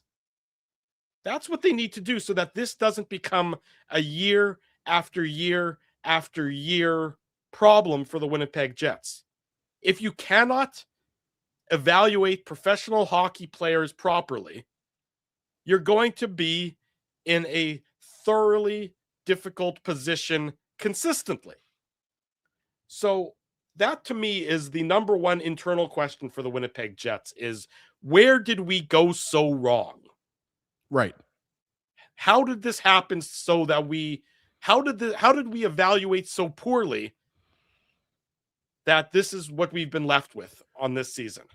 Right. And obviously the additions that you're talking about, the pro scouting, obviously, we're talking about Taves, we're talking about Tanner Pearson, we're talking about who am I forgetting here? We're talking about to some extent Cole Koepke. Yeah. To some, even a nice Nyquist. Gus Nyquist. Sorry, I was forgetting about Gus Nyquist. Yeah. So we're talking about those players, and the reason I think that it's been so obvious, in addition to the fact that the secondary scoring has been just non-existent all year long, is the fact that you lost such key players, right? Like led by obviously Nick Ehlers, right? Nick Ehlers, his absence, they needed to make sure that they found someone who was going to fill as much of that role as possible. Obviously, Nikolai Ehlers, they don't grow on trees, players like that. So it didn't exist that there was a free agent out there just like Nick Ehlers to plop in there. That's not what I'm saying. But they had to make sure that they brought in a winger, a good winger, an above average winger that was going to be able to hopefully drive that line with, you're assuming Cole Perfetti was going to be on that line, and then whoever the second line center was going to be, whether that was going to be Taves, whether that was going to be Nemestikov. I think, and again, Chevy and the pro scouting department, these guys have lots of experience, but it goes back to what we were talking about when they signed Jonathan Taves. How many people actually thought Jonathan Taves was going to be still good enough at the age of 37 years old to be a second line center in the NHL? Not many people. But the Jets No. Hang on, Ezzy. Not many of the people in the chat, not many people like you and I and Dave. That's what I'm saying. The organization certainly did. That's what I'm saying. That the organization did. And that's like, I'm not saying that, hockey fans and hockey observers like me and you and people that talk about hockey all the time know more. But what I'm saying, it was a big leap to think Captain Sirius is out of the game for 2 years. And then he's able to come right in and give you, second line minutes and give you 50 or 60 points or whatever you need out of a second line center, which I would argue that's kind of what your expectation is out of a second line center. You need 50 or 60 points. out of a second line center. Well, Jonathan Toews isn't anywhere close to giving them the Jets 50 or 60 points this year. And so the thing 15 is, like, or 16, I think is where he's on pace for. And look, Drew, I was very optimistic about the Toews signing. Yeah, I mean, you go back and listen, and we all thought it was great. It was great for the story. It's a nice story. But when you're talking about a team that has Stanley Cup aspirations, the moves that you made, whether it's Gus Nyquist, whether it's Tanner Pearson, whether it's Jonathan Toews, I think Cole Koepke's been fine as a fourth liner. That's why I'm leaving him. Cole Koepke doesn't bother me. I'm leaving him out there. I think he makes $1 million. He's been fine. Well, I think Koepke's a guy you re-sign, to be honest with you. I would have no problem with Koepke sticking around and signing. But as far as Pearson and Nyquist and Toews, I don't know how you've watched a half season of the Jets and you think these guys should come back next year.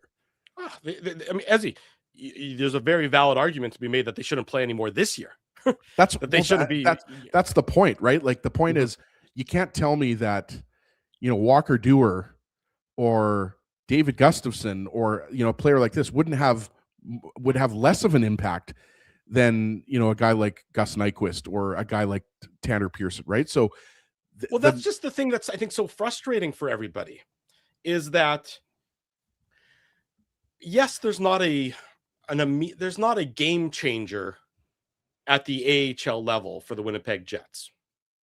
There isn't right now. We know that. I don't think anybody's surprised about that statement. But when you have guys who can at least provide the equivalent that the bottom of your roster is providing, and you're terrified of making these changes for reasons that I can't fully understand, but this is where the rot settles in. This is what the rot is, the concern from my perspective at this point in time. The rot is accepting of performances that are not at the NHL level. If you're not playing at an NHL level, you don't, and I know that they have contracts, and I know that, this isn't fantasy hockey, Drew. I get all that.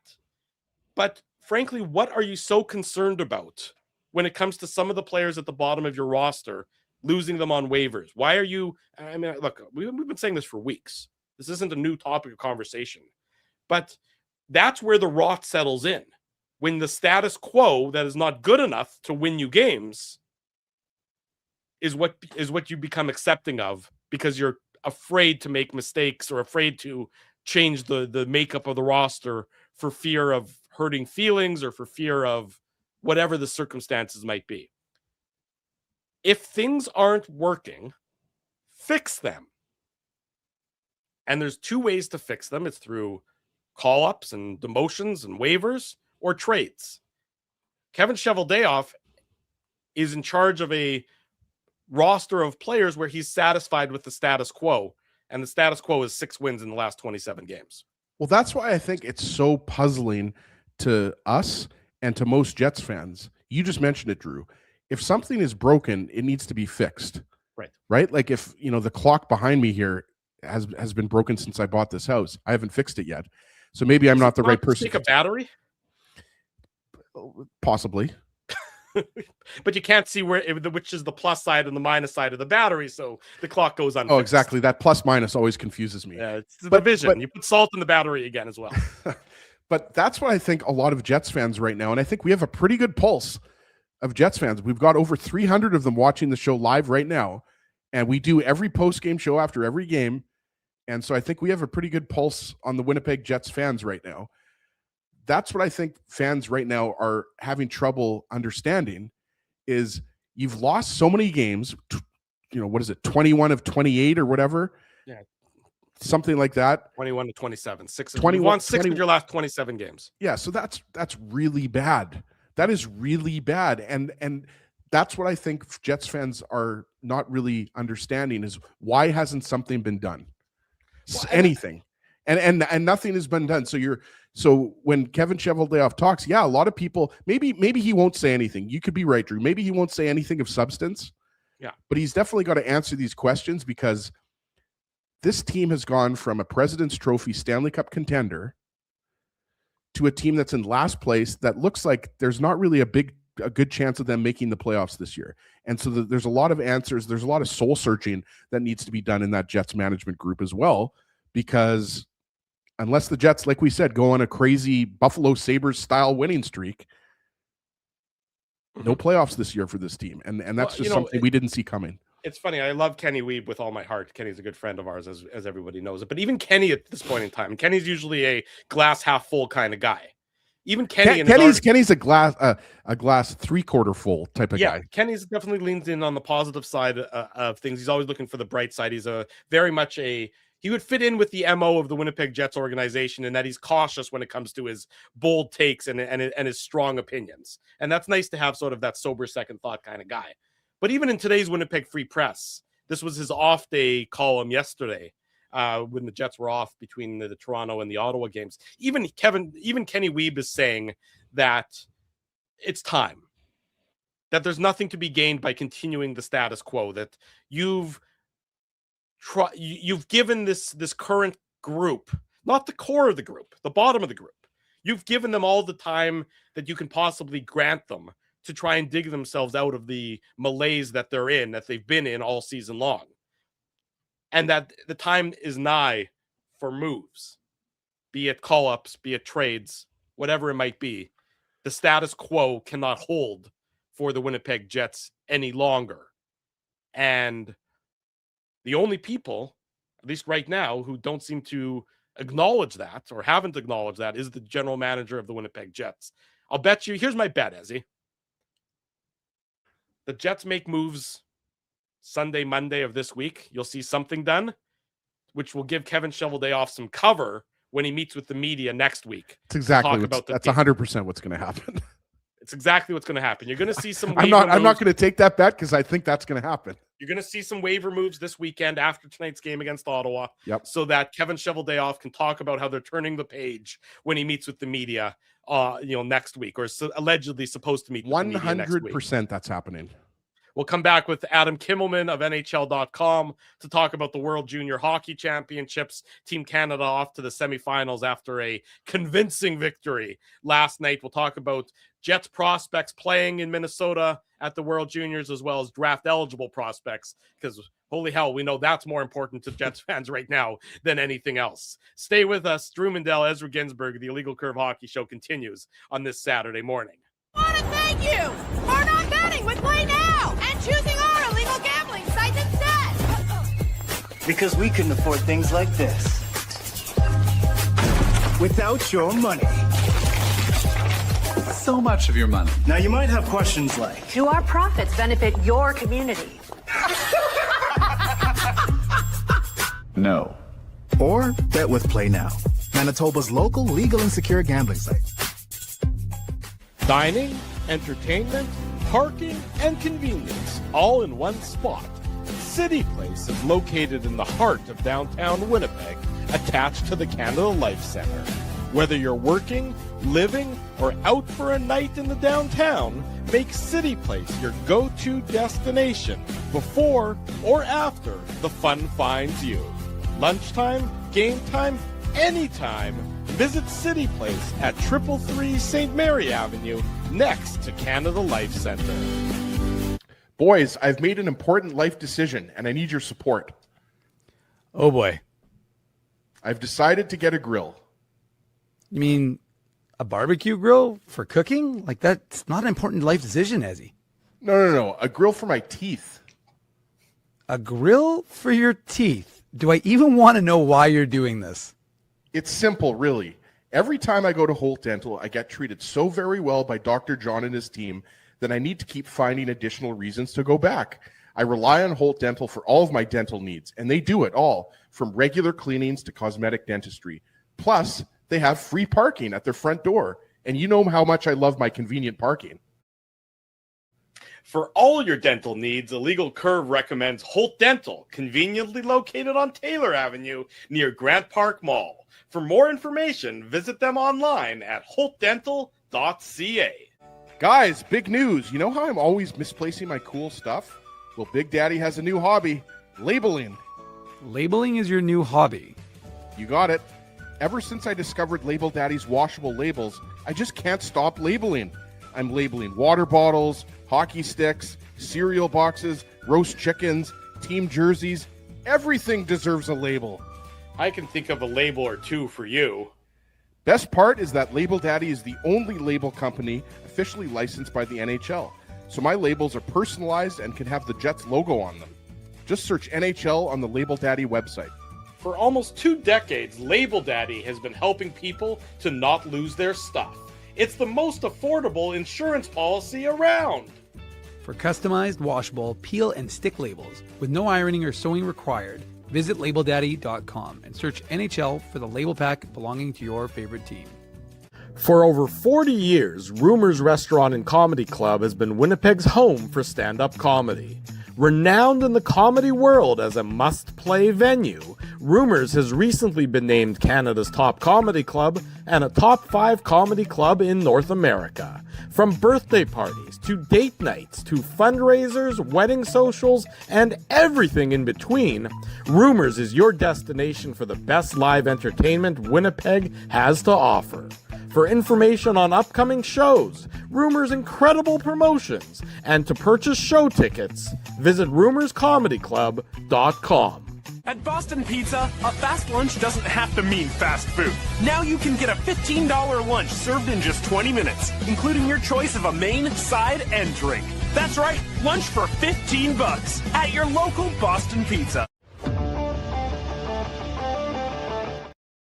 Welcome to the bottom of the hour of the Illegal Curve Hockey Show on this Saturday morning. It's presented by our friends at Play Now. Drew Mandel, Ezra Ginsburg with you. We remind you later tonight, the Illegal Curve post-game show after the Jets and the Ottawa Senators will be here right around 8:45, 10 to 9 or so to talk about what happens in the nation's capital. For now, though, we head out to the state of hockey, Minnesota, where we're joined by Adam Kimelman of NHL.com to discuss the World Junior Hockey Championships. Canada into the semifinals after last night's convincing victory over Czechia. They will meet Slovakia tomorrow in the semifinals of this tournament, a tournament that has seen the United States get unexpected. Sorry, I think I screwed that around. Did they say Slovakia and then Czechia? Whatever it is. They beat Slovakia last night. They played Czechia.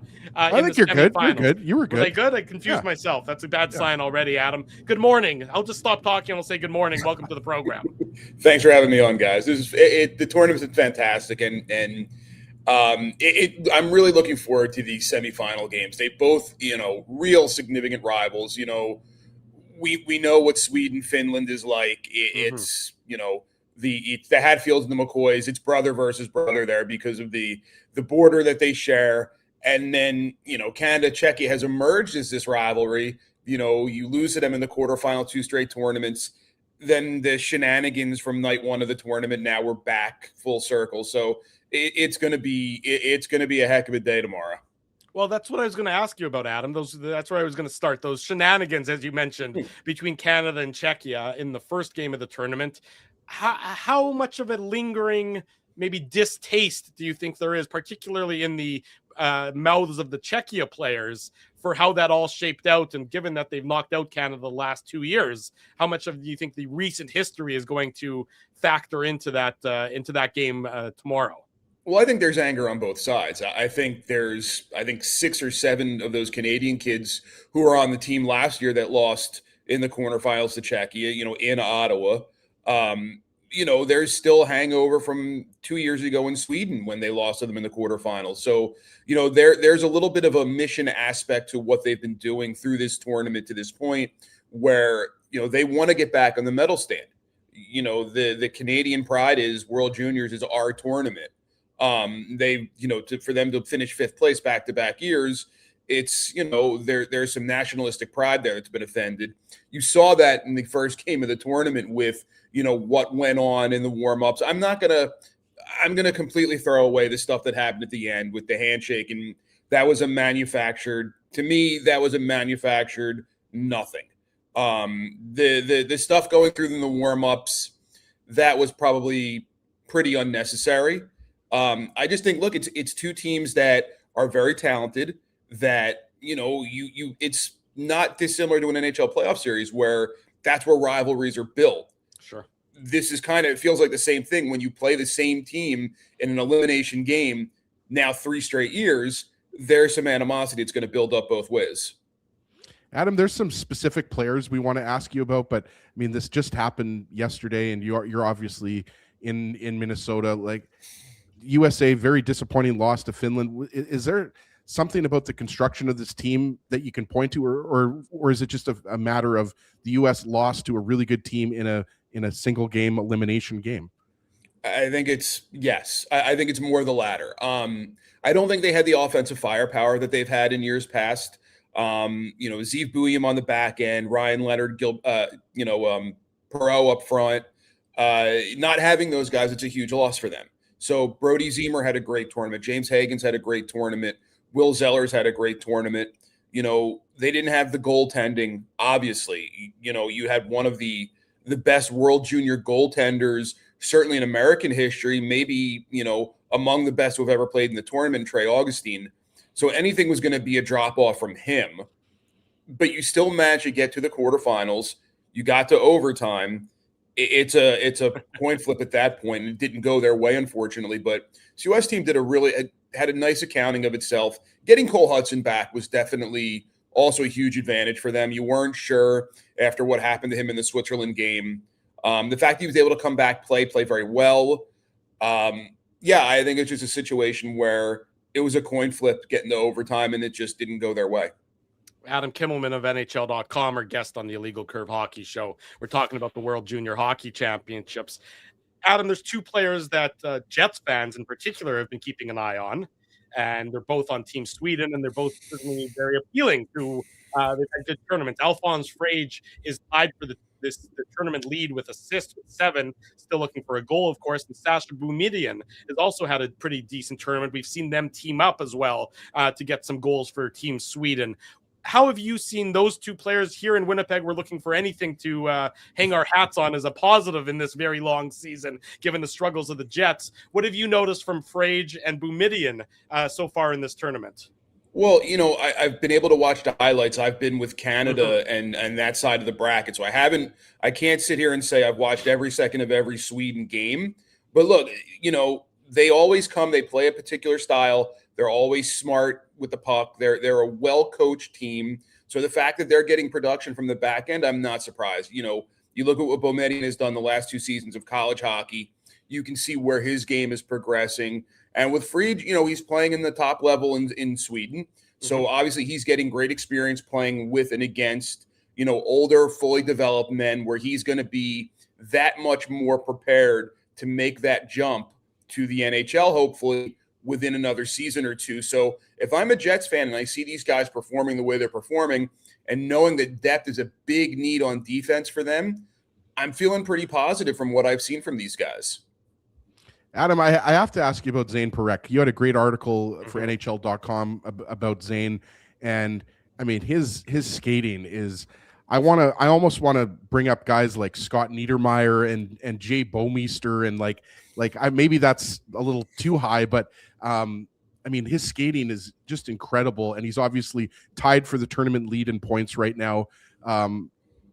Is there anybody more happy than Calgary Flames fans right now with the way Parekh is playing at this tournament? It's interesting you said it that way. When I saw Parekh early in the tournament, he still was, his head quite wasn't there yet. He was still dealing with whatever he dealt with in Calgary. But to see him now, he's bouncing around everywhere he goes, on the ice, off the ice. He's just so happy, and he's rediscovered the joy of playing hockey, I think. The NHL is a tough league, and it's a really tough league when you are 19 years old and you're a little bit physically undersized, and maybe you're not as prepared for things to be hard as you thought they would be. Look, he has back-to-back 30-goal seasons in Saginaw. He goes into Calgary, scores a goal in his first game, and he probably thinks, I'm going to be in really good shape moving forward. 82 games is a rough road for a teenager to play, especially a teenage defenseman. So the ups and the downs probably hit him a little bit harder than maybe he even realized. But to see him now, he's so confident and he's having so much fun, and it's reflected in the production. So the hope is, and he's referenced this a few times, that he's able to take all the confidence he's getting now He's playing over 20 minutes a night. He's being relied on in all situations, that he's able to take that back with him to Calgary, assuming that's where his destination is going to be. And he's just going to continue to, have a real positive ascension in his development, because when he's at his best, he's a game breaker. Like few guys are from that position. And he's got all the skill in the world. He does still need to get bigger, does still need to get stronger. He does need to learn how to play a little bit more in structure, I think. He can freelance a lot. And his freelancing works at the junior level. It's not at this point going to work as well at the NHL level. So he needs to play in a little bit more structure. But again, these are all things that can be developed and coached. I think he's going to be an excellent NHL player. It's just a matter of having the patience for him to get those little things he needs to be filled in. Adam Kimelman, our guest on the Illegal Curve Hockey Show, talking about the World Junior Hockey Championships. Gavin McKenna, of course, is the apple of everyone's eye, or a lot of people's eye, ahead of the upcoming draft. And his performance at the World Juniors has done nothing to diminish the hype around him, I would argue. What has stood out the most to you about Gavin McKenna's performance at the tournament so far? The vision and the playmaking. It's elite already. Just go back and watch last night. The pass he made for that backdoor tap-in power play goal for Brady Martin. It's the second time he's done something along those lines where you're just, how did he see that? Game one against Czechia, he makes the spinning backdoor pass to Martin for a tap-in goal. All you have to do is leave your stick on the ice. He's going to find you. So he's a goal scorer as well, but the playmaking is just off the chart. The way he's able to find guys, the way he's able to maneuver, and move guys around and just find open sticks and find open lanes that nobody else sees. It's elite. And that's why he's going to be the first pick in the draft. Adam, last night for Canada, obviously it was a very one-sided game. I thought Michael Misa, Porter Martone, and Tisha Ginla were just, they were almost like a one-line wrecking crew. Like, is that obvious to say that is going to be a key line versus Czechia? Obviously, if they have that type of production, it's going to be very difficult for Czechia to beat Canada. Yeah, they've been waiting for that line to find their chemistry and figure it out. And last night they looked really good, especially Misa. He's coming back from an injury. He's still, I think now he's up to maybe 7 or 8 games, including the pre-tournament games since, November. So he's still trying to get his wheels under him and get his game going. And it seems like he's figured that out. Tisha Ginla probably could have scored 4 goals last night. Yeah. He was that good. And Porter Martone continues to do all the things you want him to do. Be big, be strong, be a difference maker, be a shift disturber, in front of the net and create havoc and chaos. But also he can get up and down the ice and score off the rush. We saw him do it last night. So that line seems to have found its chemistry. They've kind of stuck with it maybe a little bit longer than some other coaches would have given it, but they look like they're finally finding their legs. And if they can carry that into tomorrow night, it's going to just give them that much more, because they've been so reliant on the Martin, Hage, McKenna line. And then the last 2.5 games or so, or 3 games or so, that they've had the Denwyer, O'Reilly, Baudouin line together, that line's been excellent. So if you can get now a third line going, it makes that road to the gold medal a little bit easier to pave. Keaton Verhoff plays down not far from us, 2 hours south at the UND, in the University of North America. He's only 17 years old. I mean, this isn't a tournament where 17-year-olds usually perform. They don't usually take over the tournament. And it's not that he has, but he's played 3 games. He got 3 assists, 6'4". I mean, what is most impressive about Verhoff in the limited minutes and limited games that he's played in this tournament so far? Because to me, he's standing out as a special player in his draft eligible year. He's gotten better and better each game. After sitting out the first 2, he looked okay against in the third game. He looked better against Finland. Last night was absolutely his best game. He looked confident, skated with the puck, made plays, both ends of the ice. He looked like a guy that all the draft expectations for that he would be, a top 3 pick, that's what you saw. And if his game's going to continue to ascend like that, it's just gonna make him even more special. He did not seem cowed by the moment. He didn't seem like any situation was too big for him. He looked exactly like the player you want him to be. And I wouldn't be surprised to see him get even more ice time in the semis against Czechia. If his game's going to continue on the path that it's on, and he's not going to be intimidated by the moment, to your point, as a 17-year-old defenseman, he's still got the full cage on. He's been excellent, and he's just gotten better and better each game.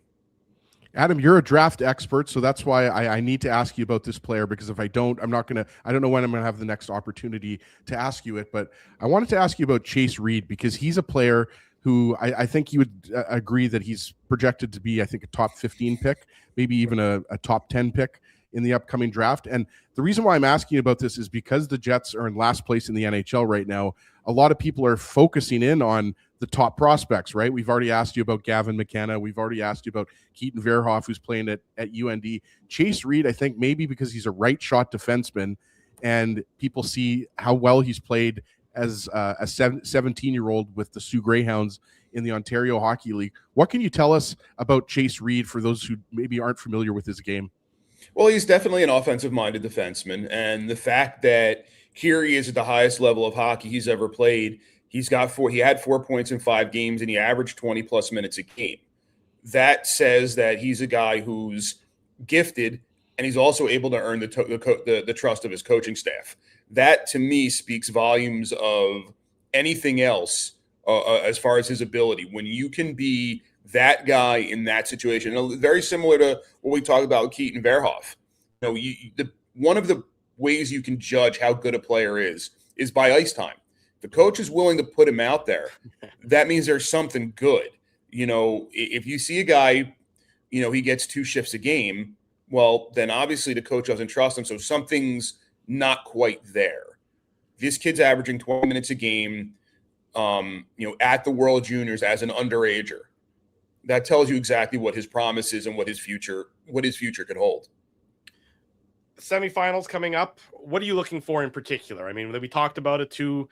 4 teams that don't particularly like each other, 4 teams that have their mindsets being focused squarely on a gold medal opportunity. What is going to be what are you keeping your eye on the closest as the semifinals get underway?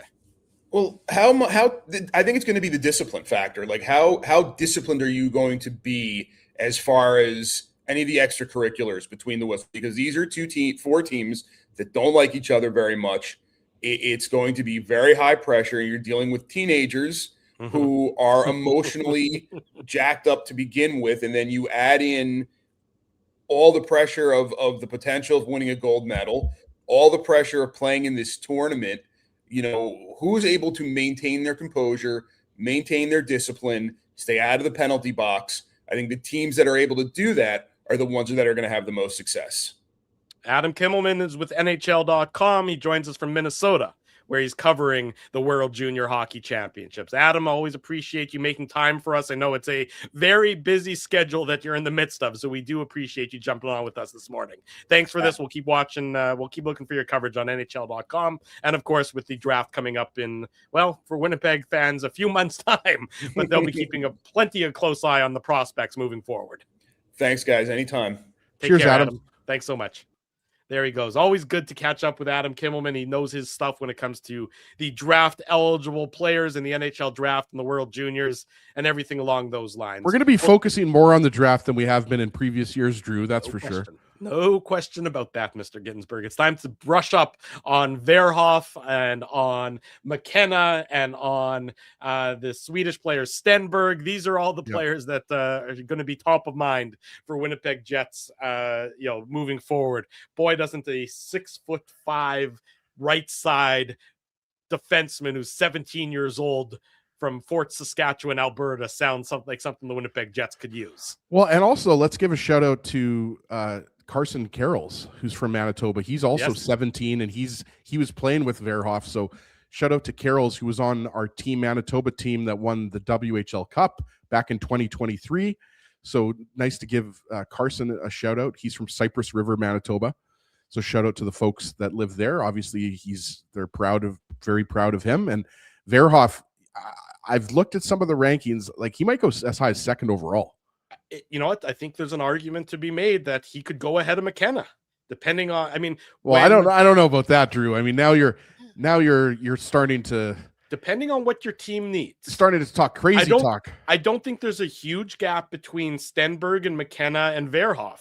If you look at some of the draft, prospect, experts, the Scott Wheelers, we're gonna have Scott on in the next couple of weeks to talk about this after the World Juniors, or the Corey Pronmans, or the Craig Buttons. I mean, Craig, I know, still leans towards Gavin McKenna, but I mean, I do think it's going to become more of a discussion over the next few months. Then it's not as cut and dry as it had been, I think, earlier, maybe at the start of the season.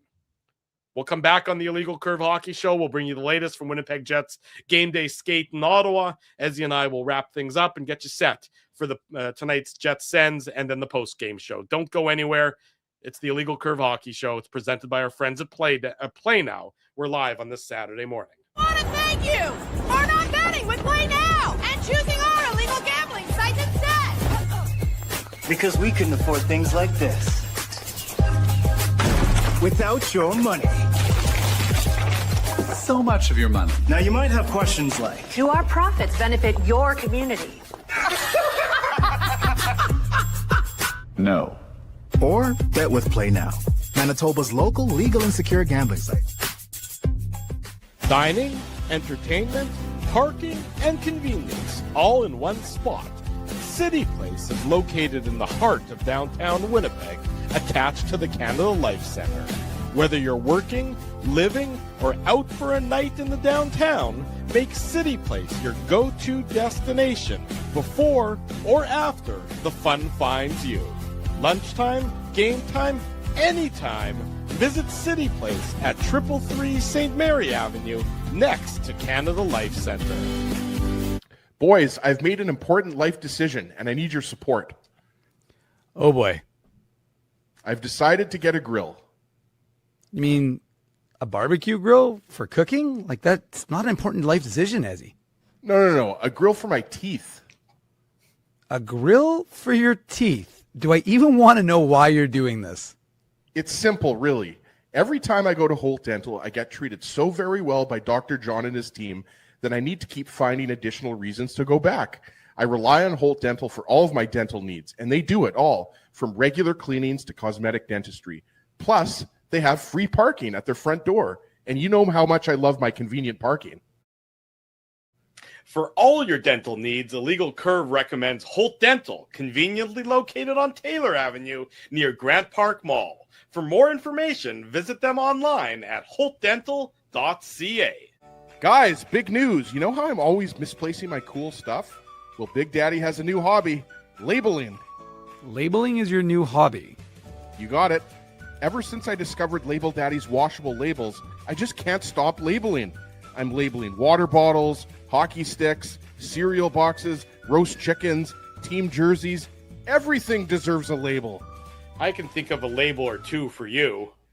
Best part is that Label Daddy is the only label company officially licensed by the NHL. So my labels are personalized and can have the Jets logo on them. Just search NHL on the Label Daddy website. For almost 2 decades, Label Daddy has been helping people to not lose their stuff. It's the most affordable insurance policy around. For customized, washable, peel and stick labels with no ironing or sewing required, visit labeldaddy.com and search NHL for the label pack belonging to your favorite team. For over 40 years, Rumors Restaurant and Comedy Club has been Winnipeg's home for stand-up comedy. Renowned in the comedy world as a must-play venue, Rumors has recently been named Canada's top comedy club and a top 5 comedy club in North America. From birthday parties to date nights to fundraisers, wedding socials, and everything in between, Rumors is your destination for the best live entertainment Winnipeg has to offer. For information on upcoming shows, Rumors' incredible promotions, and to purchase show tickets, visit rumorscomedyclub.com. At Boston Pizza, a fast lunch doesn't have to mean fast food. Now you can get a $15 lunch served in just 20 minutes, including your choice of a main, side, and drink. That's right, lunch for $15 at your local Boston Pizza.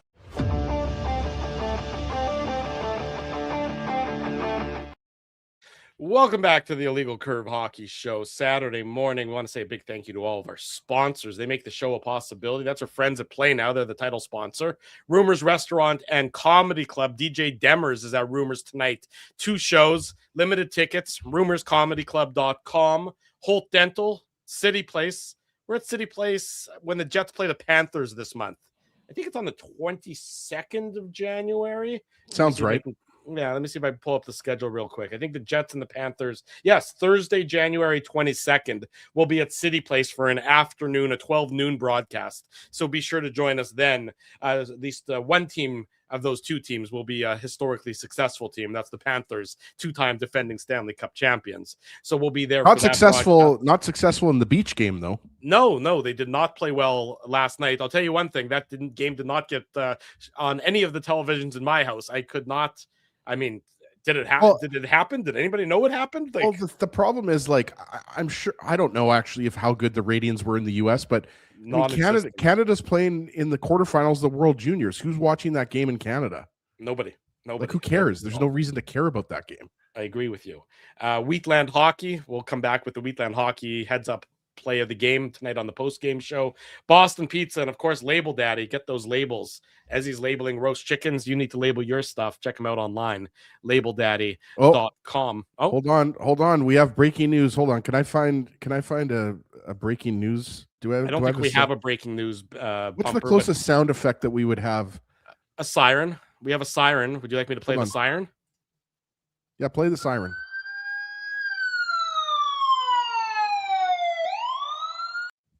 Okay. I've just been, wow, we are high tech here on the Illegal Curve Hockey Show, Drew. Look at us. Yeah. I've just been informed via text that David Manouk will be back for tonight's postgame show. That's right. Wow. David Manouk will be back for tonight's postgame show between the Jets and the Senators. Does that mean you and I can take the night off instead because we've done about 48 postgame shows instead?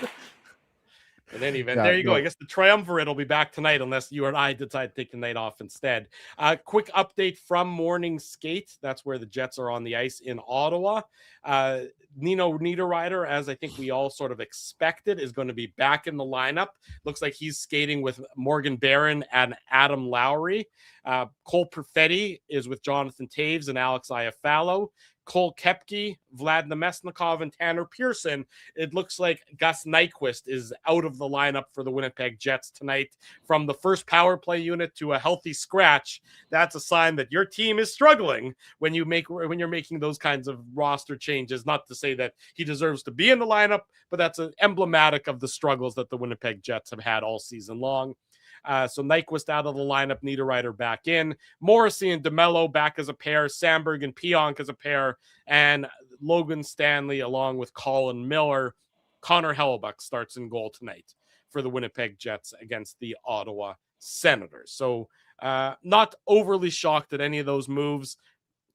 Could have, the truth of the matter is the Jets have a litany of options for players who deserve to be out of the lineup if you're bringing Niederreiter back in. So today it was Gus Nyquist. Who knows who it's going to be on Tuesday against the Vegas Golden Knights. The Jets and their struggles continue, and we will talk about it. Well, we'll see if we'll talk about their struggles or we'll talk about a long sought-after victory later tonight on the Illegal Curve post-game show, Mr. Ginsburg. Yeah, one thing about the Ottawa Senators that I've certainly noticed, I don't watch them all the time, but they can score goals, but they can also give up goals. Goaltending is an issue. No Linus Ullmark. Yeah, and I'll put you on the spot right now, Drew, without looking. Can you tell me? I was going to ask you who the backup. I was going to ask you if you can name the backup goalie. Can you name the starting goalie right now for the Ottawa Senators? In fact, my friend, I can. His last name is Marilainen. Yes. Yeah. But do you know who the backup is? The backup goalie. Oh, let me think about that one. By the way, I didn't know who the backup goalie was, and I had to look him up. Yeah, I just looked it up. Hunter Shepard, who I do not know who that is. Former teammate of Dylan Sandberg with the University of Minnesota Duluth, Hunter Shepard. So that's the goaltending situation for the Ottawa Senators. Obviously, not household names when you're talking about. Let me get it right. Marilainen and Hunter Shepard, and obviously, Ullmark being out is the equivalent of Hellebuck being out for the Jets. So hopefully the Jets can keep scoring. Obviously, they score 5 goals against the Toronto Maple Leafs. And this one thing to note too, the Ottawa Senators have the second worst PK in the NHL. So if you want that power play to get going, Ottawa is a good opponent to get that power play going against. Well, the Jets need to get everything and anything going, so they'll look to do that tonight in Ottawa, in Canada, to be exact, and then we'll talk about it. I guess the three of us will talk about it later on tonight on the Illegal Curve post-game show. That's going to be around 8:45, give or take a few minutes, as we delve deep into the Winnipeg Jets and the Ottawa Senators contest. Big thanks to all of you for joining us this morning on the Illegal Curve Hockey Show. Big thanks to Mitchell Clinton. Big thanks to Adam Kimelman.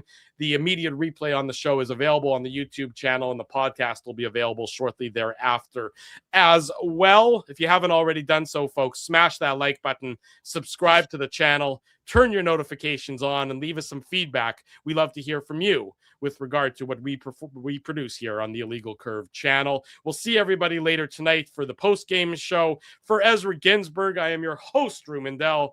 As always, if it's Saturday, it's the Illegal Curve Hockey Show.